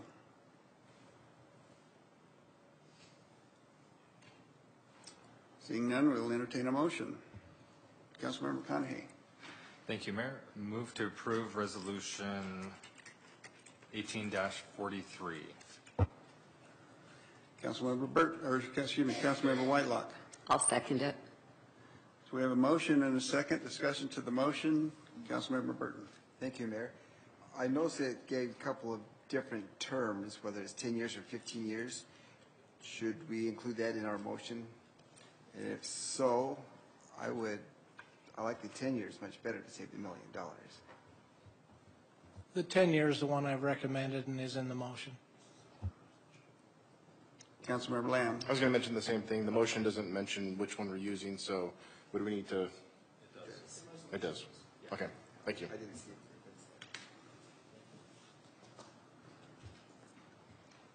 Councilmember Jacob. Thank you, Mayor. Talking to the microphone here. Grab the staff report really quick. Sorry, wrong staff report. Excuse my errant clicking. I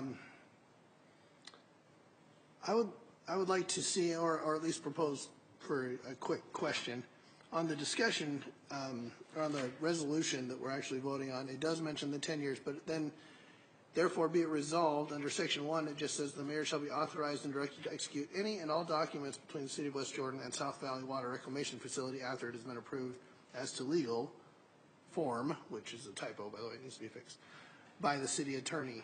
I would like to add to the resolution right there pertaining to this bonding issue, or something to that effect, because this says, there's lots of whereas statements in this resolution, but there's no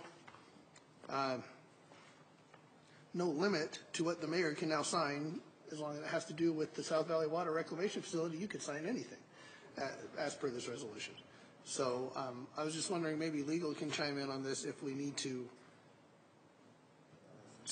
further specify in Section 1 of the resolution exactly what we're pertaining to.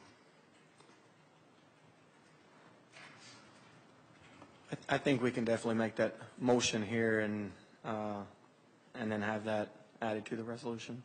Is that then a substitute motion? Well, let me ask one further question. What's the best way to say that then? Not being a drafting attorney myself, although I play one on TV. Yeah, I think if we just reference it back to the purposes of bonding for the $11 million on this resolution, and then that should be sufficient. Okay. I'll hold off on a substitute motion for a second and let the other council members chime in. Okay, Councilmember McConaughey. Thank you, Mayor. I just wanted to point out that in the whereas sections, it does call out, I mean, it doesn't call out the specific project, but it does say financing and construction, completion of improvements to the facility, the project right here, which kind of implies that it's not a carte blanche approval to do anything. But yeah, the language is a little problematic. So I would be happy to accept a modification to that motion if there's preferred verbiage from legal, other than the simple motion that was made earlier.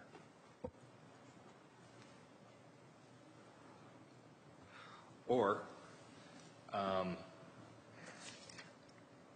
maybe we table this until the end of the meeting to give them a little bit of time to discuss. I'm getting a nod from our interim attorney, so all in favor, we can just do an aye. Is that appropriate to table this? Or? So I will withdraw my motion because we still have a motion and a second on the table, and I will submit a new motion of, I move to table this to the final item for tonight's agenda, the final business item of tonight's agenda. I'll second. So we have a new motion for that and a second discussion to that motion. Seeing none, let's vote. You can do all in favor. All in favor? All in favor, say aye. Aye. Are there any opposed? Say no. Okay. Business item 8B. Discussion possible action regarding ordinance 18-08, amending Title I Administration regarding live streaming of city council events. David Bricky. Thank you, Mayor. City Council. I was asked to forward to you a draft of a proposed change that Councilman Burton asked to consider. Unfortunately, we're amongst all the busyness of the day, I didn't get it to you until the last minute. So with that, I suppose I'll allow Councilman Burton to explain his concerns. What I heard from the City Council was that you wanted to have this discussed at some point. At our last meeting, there was a request to put it back on the agenda. This is your policy.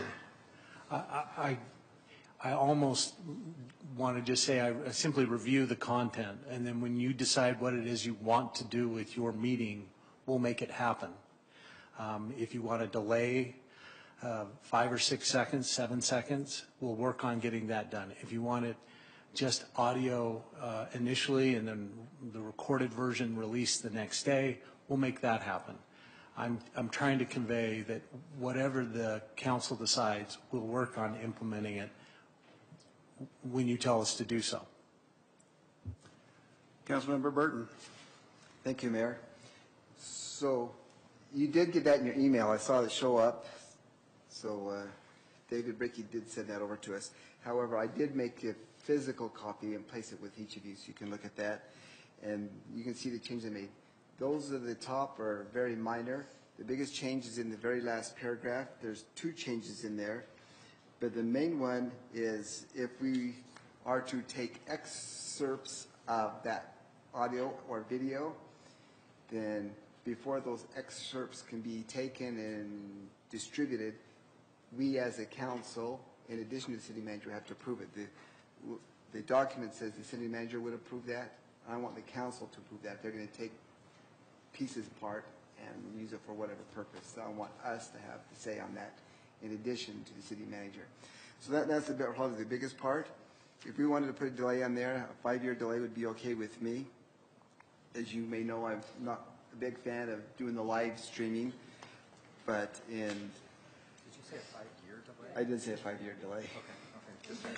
Because I'm not a big fan of the live streaming. However, because I feared I would be viewed as not being transparent on not me wanting to do the live streaming, I will be voting for it. I just don't like the idea of it. So anyway, those are the few changes I made, and I would be happy to entertain others if you have some other ideas with that. Thank you. Councilmember McConaughey. Thank you, Mayor. So, boy, where do I start?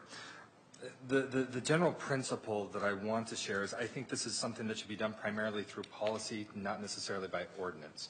So I could support a change to ordinance that is very, very simple, very, very succinct. Instead of calling it live streaming city meetings and events, I would just call it audio/video broadcasting because I don't necessarily want to limit the transmission method.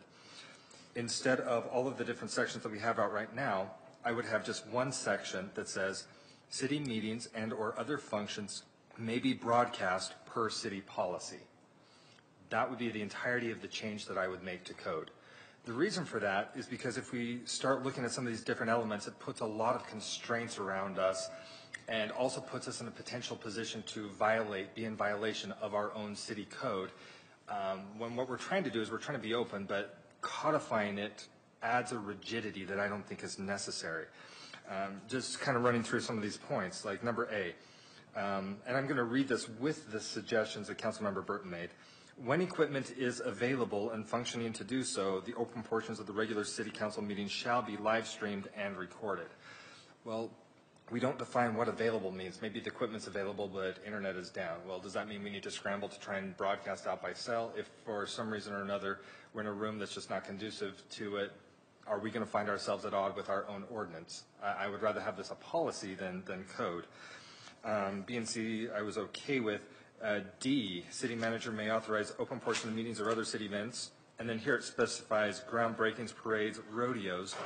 I have issue with rodeos because with some of the contracts that we have, depending on who's running the rodeo, we may or may not have rights to stream that out. We may contract with somebody else to where we allow them to broadcast what's happening. Having this in our code could potentially prevent us from those potential possible revenues. Section E, when city meetings or events are live streamed and are recorded, recording shall be retained at least as long as required by state law and city records retention policy. City staff shall take reasonable efforts to minimize storage costs. I don't think we need that codified. We already have state code that says what records retention is, so I want to reduce the redundancy. This other one, when equipment is available and functioning to do so, automatically generated closed captioning shall be used for all video recordings of city meetings. Maybe I want to watch something without the hard-coded closed caption at the bottom. This would prohibit that because it specifically says our code would require it to be stored. Then the notice saying that by the notice that would be required for all meetings, by attending this meeting/event, you consent to use your photograph, voice, likeness, and image and broadcast and blah, blah, blah, blah, blah, and so on.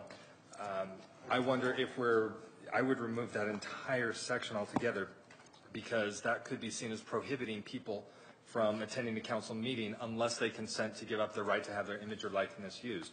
I know there are some people that for professional reasons due to their career, they have contractual obligations that their image can only be officially used in certain capacities, and by us forcing them to give it up in order for them to attend a meeting, I don't like that section. And then the section saying that people cannot modify, manipulate, or distribute the record, I would question if we're running afoul of freedom of the press, because if somebody wants to report what happened in council meeting, we're effectively prohibiting them from taking an audio snippet unless they get the city manager's approval. So I've spent way more time on this than I should have, but those are the reasons why I don't like it as it's currently written. But like I started out with, I would be happy to support this if we were to say, change it to just simply audio/video broadcasting, and then say the city is allowed to, the city may broadcast, city meetings and/or other functions may be broadcast per city policy, and then have a conversation about policy, because that gives us a lot more flexibility than the rigidity of code. Thank you. Councilmember Anderson. Yeah, and I'm kind of feeling similar. I'm a big supporter of streaming our meetings. Previous council has purchased equipment, which is here, cameras and that. I do worry about some of the edits Councilmember Burton had suggested. Number one, I don't know that getting permission from the council if they draw from audio or video recordings, because those would fall under GRAMA if I'm not mistaken. Is that correct? So GRAMA would dictate anybody could GRAMA audio or video recordings, and we're made aware of it, but we don't have any say on we can't restrict it. But I would just like us to see it streamed, and if we can accomplish that through a policy. I do agree that this is pretty restrictive as far as what's the definition of equipment being available. The other thing that I think was mentioned that we could do through policy, in my opinion, is that there be a delay. And I had emailed Michael Oliver about saying if there's a capability of doing some sort of a delay, and he said there was. But if we're trying to do what they do in television and push buttons to beat the 7-second 7 dirty word rule, we have to have an employee that can push those buttons to stop.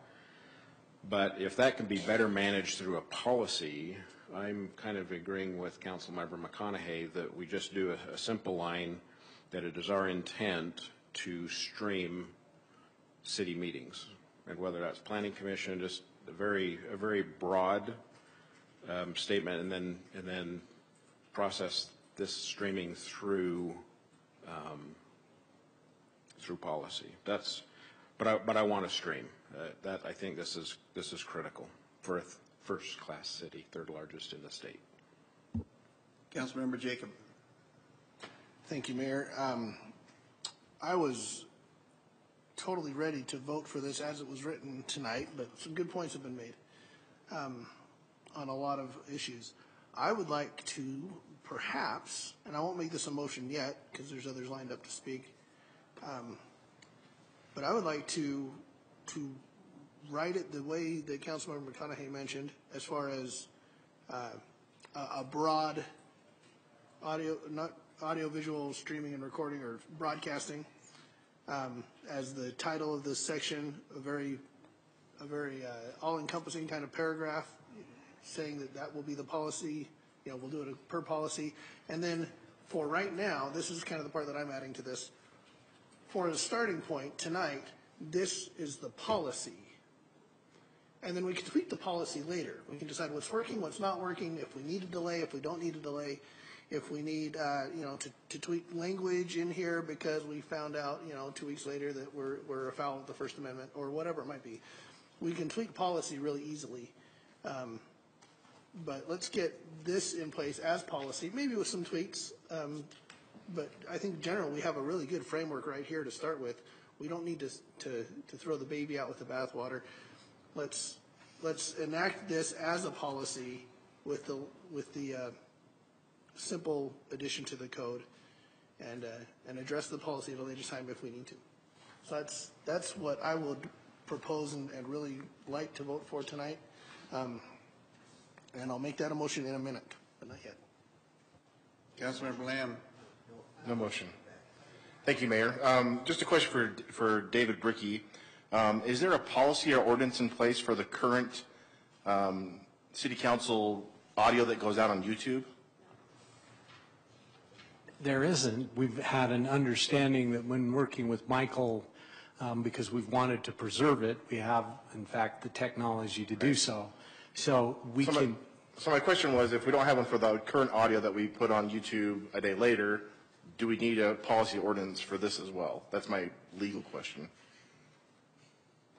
The conservative nature of a lawyer's interest is protecting the city's intellectual interest. So to answer your question means no, you don't have to, but we were trying to protect if something were being used in a way that was either embarrassing to the city or inaccurate, if somebody carves it up and presents a presentation where, for example, a person stands here, asks a question, and then drops in a segment from a previous day to make it appear like a question's asked, and then somebody answers something that's completely not in line with actually what happened, we can have, because it's our work product, it's our intellectual property, we can send them a cease and desist.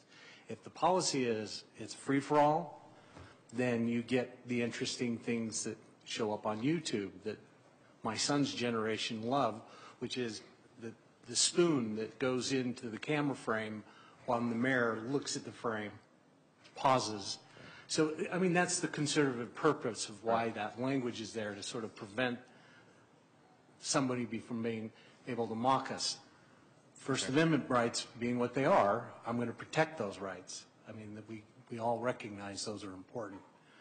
But at some point, if four of you say, I don't like that, then I have the ability to control it with this language that's being proposed. So technically, they could use the audio right now that's on YouTube and do that. Same difference. Okay. They could do that too. And for me, I don't want to make this a hard thing. I think sometimes we put too much thought into this. My thought is, I'm thinking as before I was on the council, I would have loved to just go and turn on Facebook or YouTube or whatever and watch this live rather than having to come over here. You know, for some, I live down the street, so it's not too far, but for some people, it's a 25-minute drive. So for me, I'm just looking for not a big production and has our names and everything, but just something simple where you turn on the feed and this is what they see, exactly what they're seeing in the gallery as well. So that's just my thoughts. Thank you. Councilmember Whitelock. I just have a couple of things. One was in line with Councilmember McConaughey. I'm concerned with if we say, if you show up and you want to speak, then you're going to be on camera. That makes me uncomfortable because not everybody will want to be on camera. I mean, we obviously know at least one of us doesn't want to, right, if we're delaying it at least 5 years. So I don't think that should be a requirement. I think somehow, and this kind of goes into my next point, is I really want to see a delay possible because of the issue we had with the scout. Was awesome. He came up to tell us what he wanted to tell us, but he was a minor and he gave us a little more than we should have had. So somehow we need to be able to protect those that are coming up, to protect our public. We chose to be here, so that's great. But our public is another issue. So somehow that's what I need out of this before I can say, let's do it. May I comment? Just, it's tough. What you're talking about is an image, because when anybody walks into our public meeting, one of the first things you ask of them is tell us your name and your address. So that becomes part of the record. Now you're going to draw a line between what can be seen and what we're actually putting in the record. So we'll have to draw a distinction, and it has to be one that's articulated. Now, because I know this from a personal experience, some people in the United States adopt children. As a result, they don't want their images broadcast because of that adoption process. So I'm familiar with how to do that. We'll just have to investigate how to make a black dot show up. I don't know. We probably have to explore that. Councilmember Burton. Thank you, Mayor. Thank you, Council, for bringing all this into discussion, and I appreciate what I've heard today. And as a result of that, I think we need to do much more work before we pass this, even if we make it something simple. So I'm not going to make a motion because there's others to speak, but I'll let someone else do it. But if there is a motion made to support this in some form tonight, I will likely be voting against it until we rework this and come back with something that, because I want to make sure it's clean and makes sense. Thank you. Councilmember McConaughey.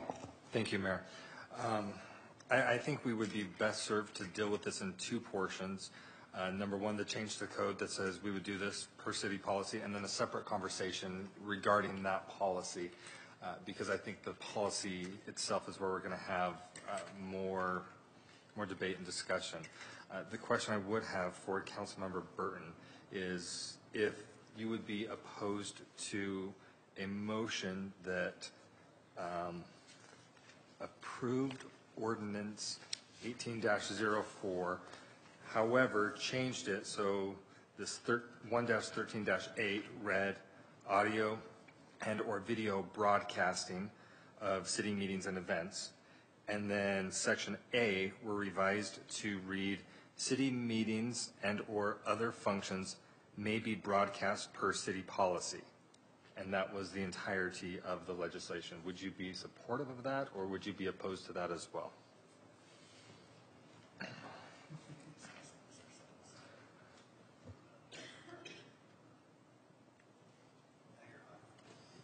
Oh, Councilmember Whitelock, sorry. I remember in a prior meeting, we discussed just having the dais be filmed and not the public. So that would, if that's what we're doing, then that would take care of my concern. I think what we can do is, just as we've indicated on people that want to make a comment during public comment, we could add a box that says something to the effect of, I don't want my image captured. They would hit that, and then, but otherwise, we do allow the capture of the dais, or of the podium. The audio. When people are presenting. Yeah. Because sometimes when they're standing there, they're holding things. We've had presentations from the police department, the chiefs held up diagrams. So there is, I think this camera right here that's in front of Ms. Briggs captures the podium. But there's a way, I'm fairly confident that we can get notice to people. When you step to the dais, unless you opt out, you're opting in. And it's what happens. I think we might not want to do that. I think we might not want to have the dais included unless there is a presentation. That's just, the podium, thank you, the podium. That's just my feeling. And I'm good to go ahead with something tonight if it's general. Councilmember Burton. Thank you, Mayor. In answer to Councilman McConaughey's question, I would, if you will include in that we will not begin the video broadcast until after the other policy has been revised. Councilmember McConaughey. Thank you, Mayor. It kind of goes without saying, if the ordinance says that we will broadcast per policy, if we have no policy, we have no broadcast. So I will make an attempt at a motion and add some clarification to the motion, but that clarification won't necessarily be part of the motion itself. So I move to approve ordinance 18-08, amending Title I, Administration, adding, and my terminology needs to be corrected, but is this section 1-13-8? So it's adding section 1-13-8, which would read audio and or video broadcasting of city meetings and events. And then paragraph A would read city meetings and or other functions may be broadcast per city policy, period. That is the extent of the legislation. The clarification behind that would be that A, we continue with the audio recordings and publications as we have been, and B, obviously, we would not make any change to the video until we do have a video a policy that governs the combination of audio and video. So that's the motion and the clarification behind what's intended with that verbiage. Councilmember Anderson. I will second that motion. So we have a motion and a second discussion to that motion. Councilmember Burton? Just because we don't have a policy doesn't mean it won't happen. And I appreciate your clarification, but the clarification is part of the record, but it's not part of the motion, so I would be opposing. Councilmember Jacob? Thank you, Mayor. I was all on board until that last part about holding off until we have a whole nother conversation about policy. I think we've got a good policy to start with. Written down right here is the proposed, it was the proposed code amendment or code change, and I would like to start with that as a policy. That would just be my preference. I don't think I can support the motion as it sits with this open-ended, someday we'll have a discussion and get this, because I think that's what's gotten us to this point, and it doesn't move us forward. I would like to move us forward tonight. I don't think this has to be very difficult. Councilmember Cudahy. Thank you, Mayor. Obviously, I would speak in favor of the motion. I recognize Councilmember Jacob's concern, but as I'm sitting here listening, it sounds like there are at least 3 of us who are in opposition to doing live streaming effective right now, which is why I think if we break it apart into 2 sections, this first section lays the foundation that forces us to move forward. Otherwise, if we try and include both parts and say this is the policy going forward, I worry that everything may fail altogether. So I think getting at least half, I think the majority of the council could agree on, but if we were to try and tie what we have here as the base foundation, I'm just counting, and I'm already seeing 3 in opposition. So that's why I think doing it this way might be beneficial for all of us. So that's why I would speak in favor and encourage the same of others. Thank you, Mayor. Councilmember Anderson. Yeah, and I appreciate the comments that have been shared. I am still supportive of the motion that we have, but I would feel better understanding what Councilmember Jacob is saying, that if we could maybe schedule a not later than date to have a discussion on the policy, and I would recommend the first council meeting in May, which would be like May 9th, I think. And so I would feel much better casting my support of this motion, because I want this to I want us to be streaming. And so I do like what we're doing, where we're just making a very simple policy in our code, and to do it by policy. I think that is a much better process to do this. But I don't want us to get delayed in adopting the policy. So I don't know if I don't want to do a substitute, but if maybe you would add that we discuss the policy at a council meeting not later than the first meeting in May, would be my recommendation. Thank you. And so I've got a question, because Councilman McConaughey, you're next up on my list here, but my question is that the intellectual property permission notice is not a part of anything that you're talking about now. And the one concern I had was, as our city manager explained, somebody coming in and clipping and making things without anybody's permission to do so.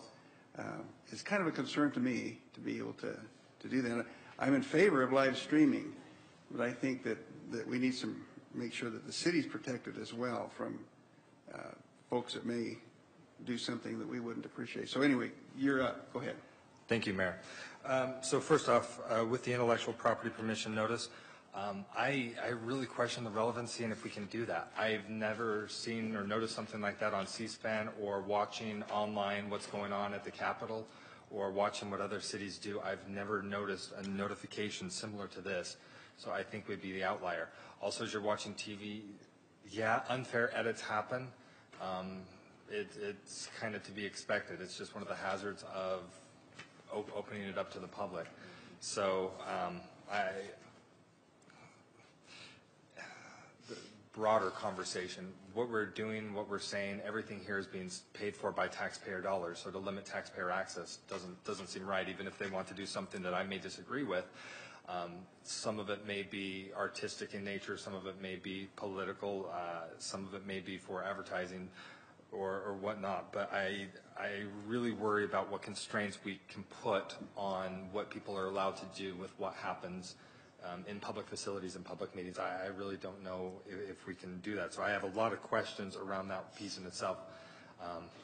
So that's intentionally not included.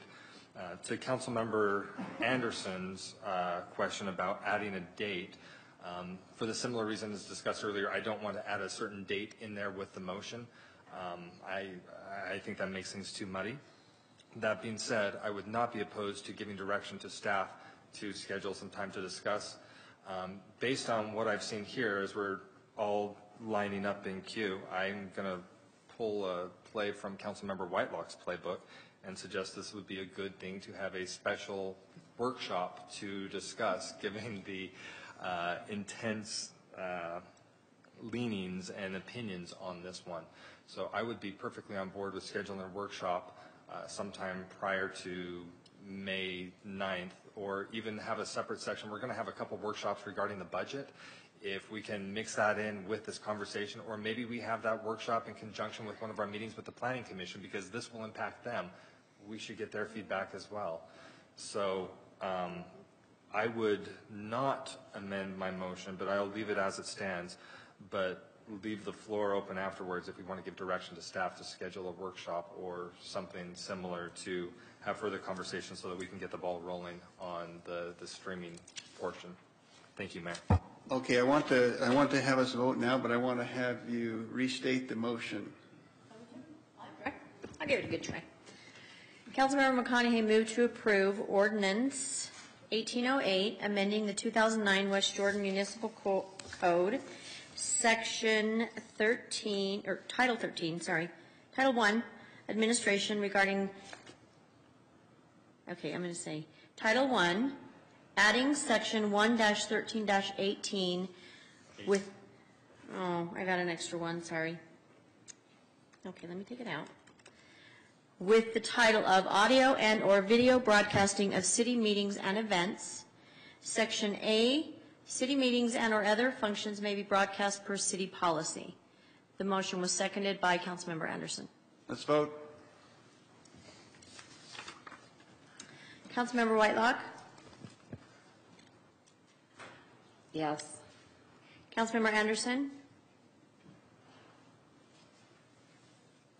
Yes. Councilmember McConaughey? Aye. Councilmember Jacob? Quick clarification, the rest of this Is gone. paragraph is not There's in the only motion. A. Nothing else exists. In that case, yes. Councilmember Lamb? Yes. Mayor Riding? Yes. Councilmember Burton? No. Vote passes 6-1 in favor. Business item 8C, discussion of possible action regarding Resolution 18-44 regarding a request from West Jordan Pony Baseball for service in lieu of fees for their 2018 athletic field rental at Veterans Memorial Park, April through June of 2018. Brian Clegg. Thank you, Mayor. As previously in the citizen comments, comments from Mr. Sims, Pony Baseball is requesting to do service in lieu of fees for the 2018 league season at Veterans Memorial Park. The valuation of services is attached. Also, the amount of fee of $4,370 is attached also, and that's going off the schedule that was sent to us. So everything's there, like Mr. Sims went over, the different service in lieu of fees that they're wanting to do. Before I move to council members' questions, I have a question, Brian, and how is the tracking of these service donations going to be? Well, as far as the Comcast Cares, you have to register for that, so we'll have to work with the league to get their 100 registrations that they're proposing, 100 people for 2 hours. The initial field cleanup and stuff, we can work with the league to make sure that's being done, and it's ask the league to track their hours also. That's the only way I can I don't have staff over there to Will they be turning in a kind of record to you showing what they did for their services? I'm sorry, what was that? Will they be turning any record into you? I will request that. Okay. Councilmember McConaughey. Thank you, Mayor. No questions, rather just comments regarding the proposal, if that's appropriate at this time. Sure. Beautiful, thank you. I have no objection to what's been proposed. The statement showing the labor that they expect to provide to the city if valued at $10 an hour, roughly $8,500 in value. The fees that are being requested to be waived is just under $4,400.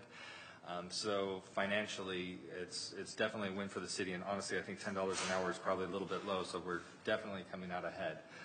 In addition to that, I want to make a comment. Again, it was suggested that previously fees had been waived because of the demolition of the concession stand. My support for this has nothing to do with the concession stand whatsoever. It's because I think this is good for the parks, I think it's good for the city, and I think it's good for the kids as well.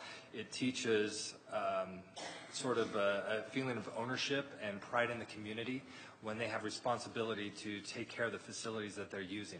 I think people will be less likely to litter and throw things behind when they know they're going to be taking care of it. And I can tell you myself, having participated in similar activities previously, even today, if I see something out there, I'll pick it up and toss it and take care of what others leave out there. And I really hope to instill that kind of mentality in these kids, that this is their city, they're owners of that park, it is their park.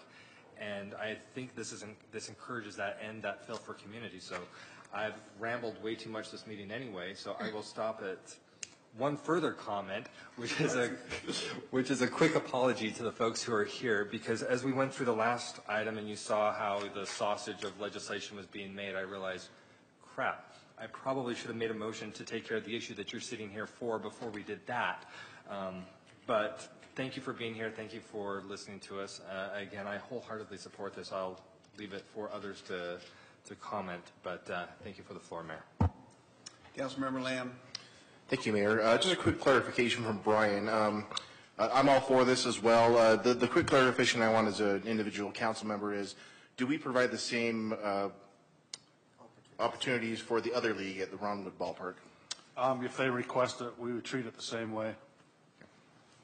But at this time, they are not asking for that? They are not. Okay. Councilmember Anderson. Thank you, Mayor. And Brian, maybe you can help me with, so I think this is, our fifth meeting of the year.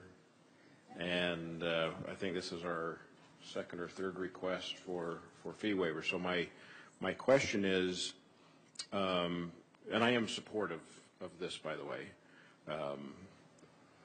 My question is, how many of these, how many events or functions are we waiving fees for? And do we have a budget cap? I mean, at some point, if the fee waivers end up being $100,000, is there a point where we can say we can't do fee waivers? Well, as Mr. Brickey was talking, we've drafted a policy that will mitigate some of this. Okay. We generally get roughly 10 to 12 fee waivers with the different events held at the parks and different things throughout the year. And does that policy include some of like what West Jordan Pony Baseball has done, where they itemize some things of what they're willing to? Yes, it does include the service in lieu of fees in the policy. Okay, and that would be what would happen going forward, and then it would all of them come before the council every request. Yeah, I mean, we always, when they usually, if the request first starts, they usually contact Ashley. She works with them on getting the proper paperwork turned in. Moving forward, if the policy gets put in place, we can request that they, maybe we don't waive fees, but you can do service in lieu of fees. It's already in the facilities use policy. So that's one way to maybe look at that too. Okay, thanks, Brian. Thank Not you, a Mayor. problem. Councilmember Whitelock.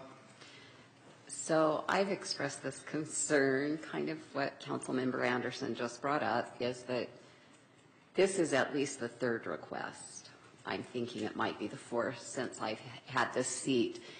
And there's another one right after this one. And so it is a really big concern to me. And so I reached out and talked to a few people, and they have some concerns too.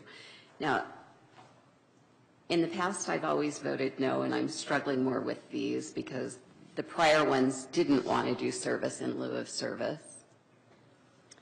But I really, after calling around our neighboring cities and finding out that they don't waive fees, after talking actually to the other league's president, they're not asking for this at this time, Councilmember Lamb, but they will be coming to ask for their tournament, for those to be waived.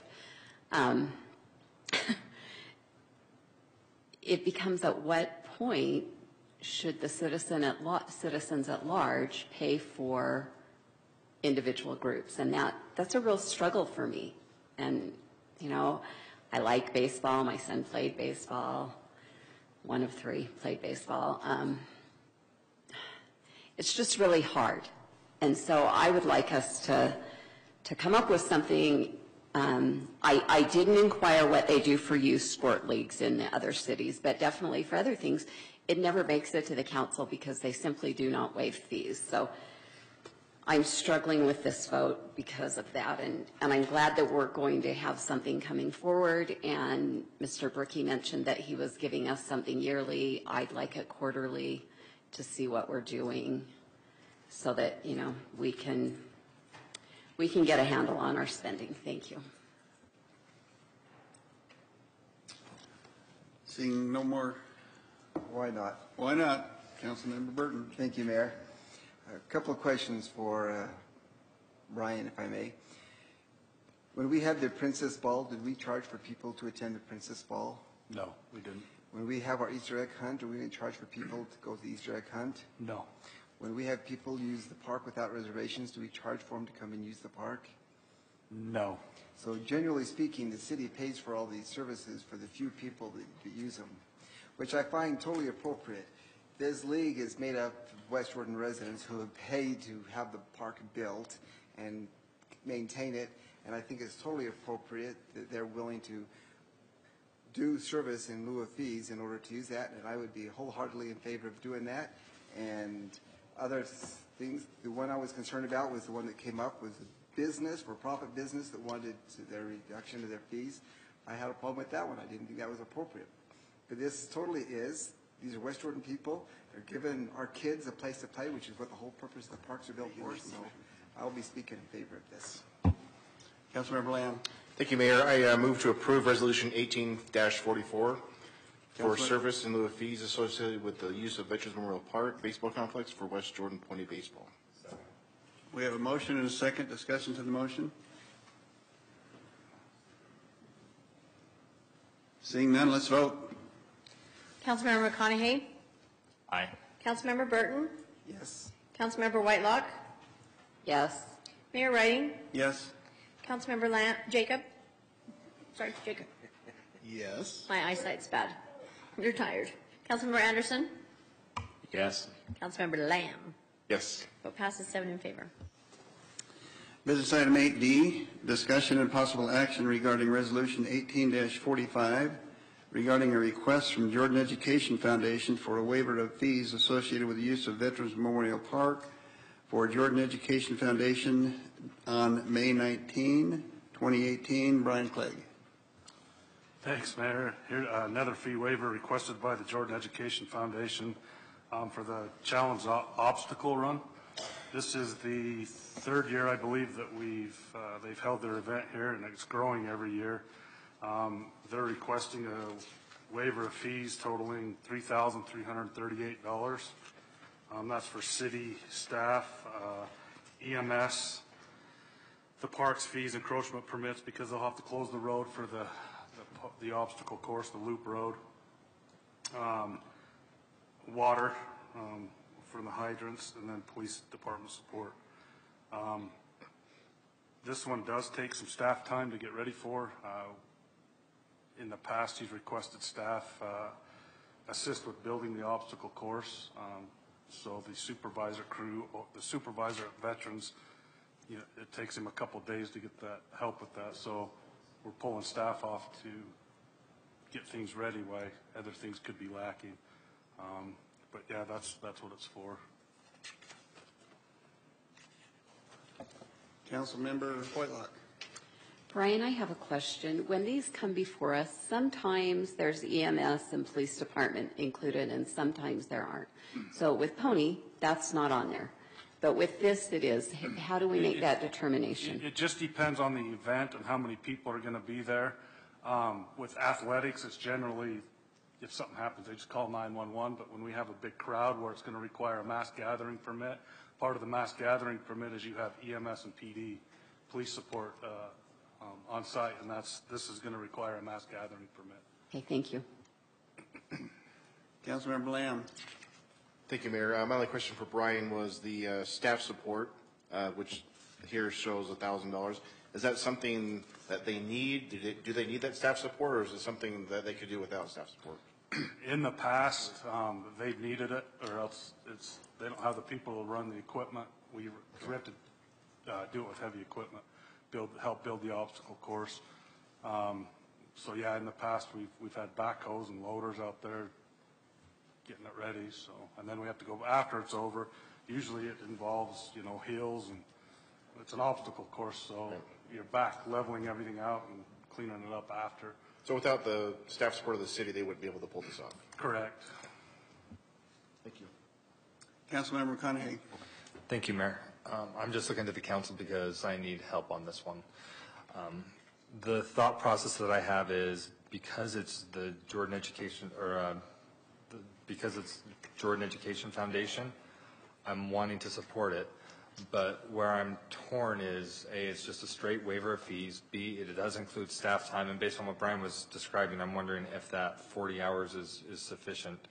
And C, I want to be consistent among applicants. And I don't want to make a decision based on who is applying. I want to make it, I want to be able to kind of make a better decision, not just based on who, but based on what and the how.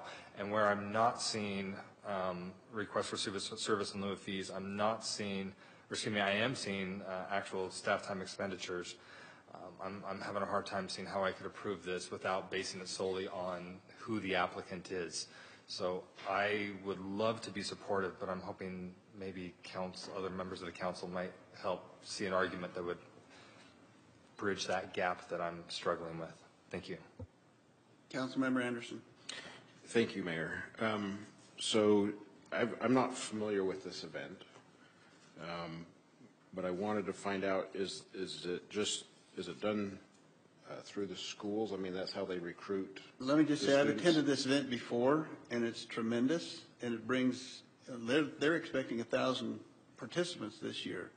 And it's the Jordan Education Foundation is quasi-connected to the school district, okay? Yeah. But and it does benefit children. Right. I'm familiar with the foundation. It's this particular event.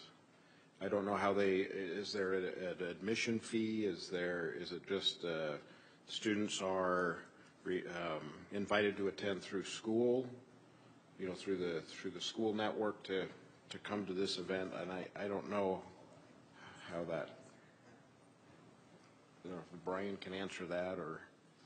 I'm being told that they do charge for admission into the event, and I think that's how they raise the money for the different scholarships. Are those coming from the participants, or is that coming from corporate sponsors? Both. Both? Okay. Yeah. Okay, I think that's all I have for now. Thank you, Mayor. Councilmember Whitelock.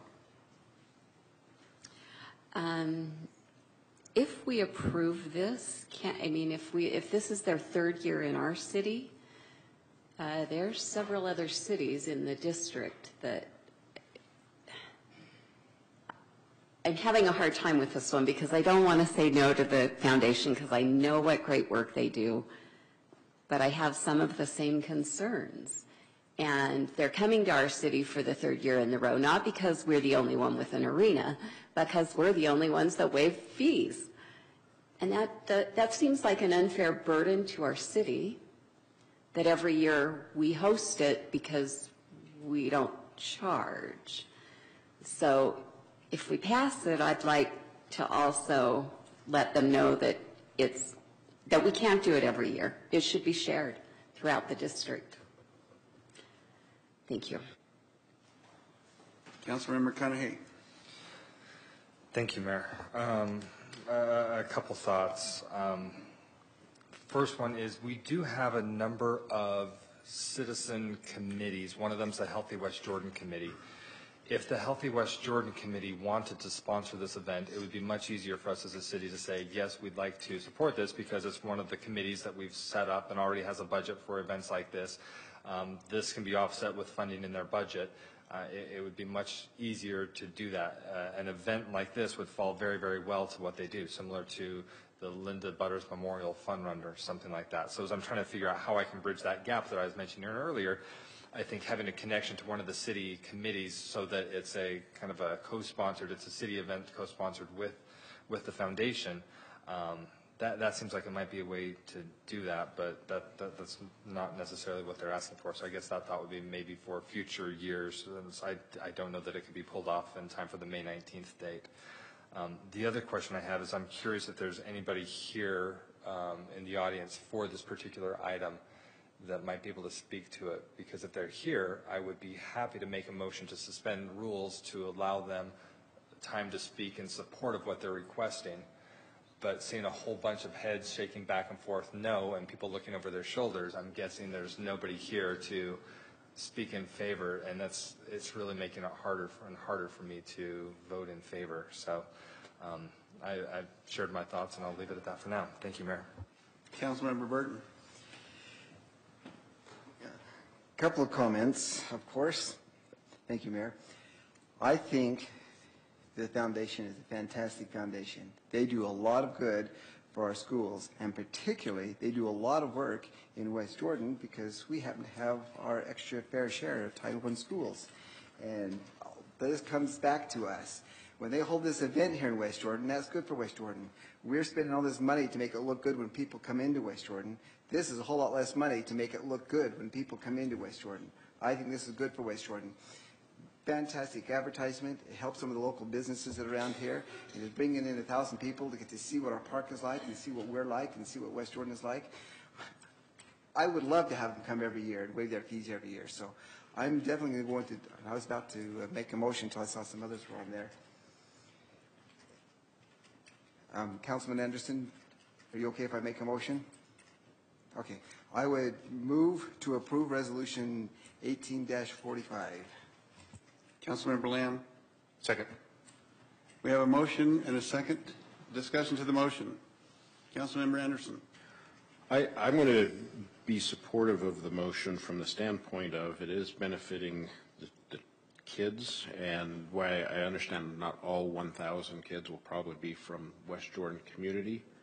I'm going to be supportive because it does have kids from our West Jordan community. However, I would like to see us, and I don't think it needs to be in the resolution, but I would like to see us have some dialogue, maybe Brian or Ashley or David Bricky or someone from staff, to have some dialogue with the foundation to see what opportunities there may have to reduce the waiver of fees or spread it around, or A or B or C. You know, I don't know what those options are, and I don't want to pin us into that. But I'm going to be supportive of the motion, but I'm hoping we can have some dialogue. And anyway, that's my thought. Councilmember Lamb. Thank you, Mayor. It seems like the biggest issue we have tonight is we're waiving too many fees. So I don't know if I need to make a motion to direct staff, or if I can just ask Brian and the staff, is there any way you can get us a list of all of the fees that were waived in 2017 so we can have a list of that just in the next few weeks or so, just so we can understand, because obviously there's going to be more coming up later this year, And if we have that list, I think we can look ahead and understand who those people are before we have the discussion about who's getting fees and how many fees we're giving away each year. So that's all I have to say. Thank you. Councilmember McConaughey. Thank you, Mayor. I think I'm going to speak softly in favor of the motion.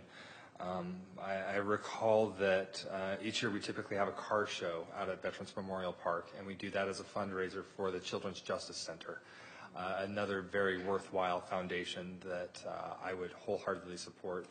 Again, and that will likely be one of the ones coming up for us in the near future. It's a similar thought process behind supporting that, so I will support this one.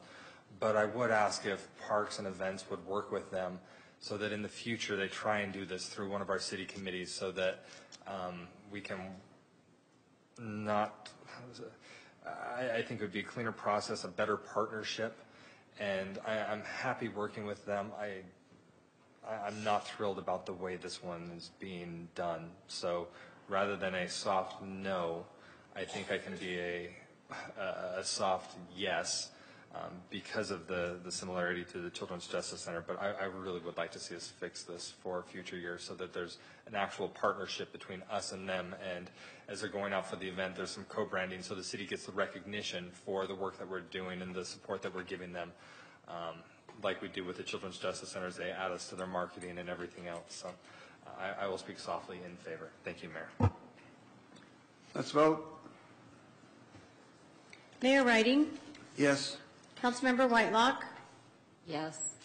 Councilmember Anderson, Yes. Councilmember Lamb, Yes. Councilmember McConaughey, Aye. Councilmember Burton, Yes. Councilmember Jacob. No. Vote passes 6-1 in favor. Business item 8E, reconsideration of establishment of a policy for enterprise fund reserves. This will go to Councilmember Whitelock, but I think we need a motion to reconsider the item before discussion. Is that correct? Yes. So do we have a motion to reconsider? Councilmember Whitelock. I move that we reconsider the establishment of policy for enterprise fund reserves. I'll second it. We have a motion and a second. Discussion to the motion. Councilmember Whitelock. I bring this up not because I really think I'm going to change minds up here, but because I need to change my vote, because my conscience needs to change my vote. We've already discussed that in our city we have many Title I schools. In fact, we have all the Title I schools in the district. And recently I had the opportunity, you could say, to be back east when they had their first 2 nor'easters. And what I learned from that is the hotel that I was staying at was going to be at 25% occupancy. Instead, it was over 100% occupancy, which is an issue for them. But that made me think about all those families that live paycheck to paycheck and supplement that with payday loans. And then something does happen in our city. And we've cut down our funds to a point that we can't even go in and duct tape our system back together. And this enterprise fund that we are speaking of is basically the sewer system, the wastewater. Water is a pretty essential thing for a human being, and getting wastewater taken away is pretty important also. So for me, that's why I'm asking for the reconsideration, is I just need to change my vote. I would propose that I felt like we did need to decrease the money in there, but not quite as far as we went. So my proposal would be to increase the asset portion back up to 2%. And that would put us more in the middle of what staff recommended than the low end.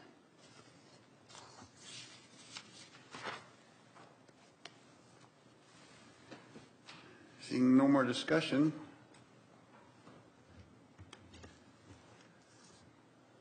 Let's vote then. So the We're already vote's voting on. to reconsider. Yes. Okay. Just to reconsider. Okay. Councilmember Jacob, Yes. Councilmember McConaughey? No. Councilmember Burton? No. Councilmember Anderson? Yes. Councilmember Whitelock? Yes. Councilmember Lamb? No. Mayor Riding? Yes. The vote passes 4-3. Point of order, Mayor. I believe a motion to reconsider requires a two-third vote. So it failed, Motion 4-3. failed. Okay, we're going to go back to business item 8A. Discussion of possible action regarding Resolution 18-43 regarding bonding for $11 million in coordination with the South Valley Water Reclamation Facility. And I'm going to turn this back to Councilmember McConaughey, I think, because he pulled it. Thank you, Mayor. So I asked for this one to be tabled till the final item of or till the final business item, because the language in the ordinance, as Councilmember Jacob pointed out, appears to give carte blanche authority to the mayor to do anything whatsoever related to South Valley Sanctuary. So we stalled for our interim city attorney to review to see if there was better language for a motion that would restrict the authority to only be regarding this particular bond. So with that, I will turn the floor over to the interim city attorney with the hopes that instead of the motion that I originally offered, with the hopes that he can give language for a motion so that I can just say, I move what he said. So that's the intent of this. So I'll turn it to interim city attorney. Mr. Dodd. So the language that we've worked out, it adds one little section and makes one other change. So it would read the mayor, and I did email this I emailed this to you, Melanie, just so you would have it on your email.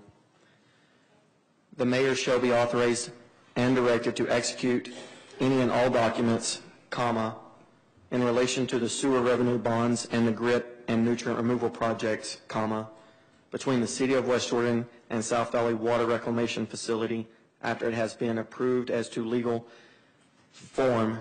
The original document said FOR, but it meant to have an M. So as to legal form by the city attorney. And I believe that would restrict any of the concerns that Councilmember Jacob had. So Councilmember McConaughey. Thank you, Mayor. I would move to approve Resolution 18-43 conditioned upon the addition of the language provided by our interim city attorney. Councilmember Whitelock. I'll second it. We have a motion and a second. Discussion to the motion. Councilmember McConaughey. Thank you, Mayor. I just want to publicly give kudos to Councilmember Jacob for catching that. Thank you. Good call. Let's vote. Oh, sorry, Councilmember Anderson, you have us. Sorry, I had to go. It was a quick press there. I had noticed that our Public Works Director, Wendell, had shown up on the screen, and I just wondered if you had something you wanted to add. I don't want to impact anything. I thought there was a mention of the South Valley Sanctuary. It's actually the South Valley Water Reclamation Facility. Oh, nice catch. I clarified in the motion with the language from our attorney so that you can listen to what I mean, not what I say, but what he says. Thank you. Okay. Let's vote. Councilmember Burton? Yes. Mayor Riding? Yes. Councilmember Jacob? Yes. Councilmember McConaughey? Aye. Councilmember Whitelock? Yes. Councilmember Lamb? Yes. Councilmember Anderson? Yes. The vote passes 7 in favor. Are there any further remarks before we adjourn to a closed session? Before we move to a closed session, excuse me. No? Okay. Go ahead.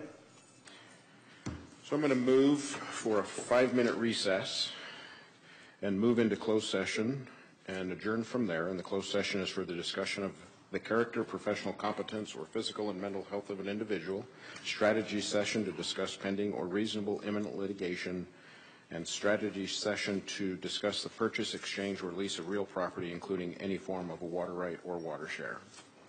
Councilmember McConaughey.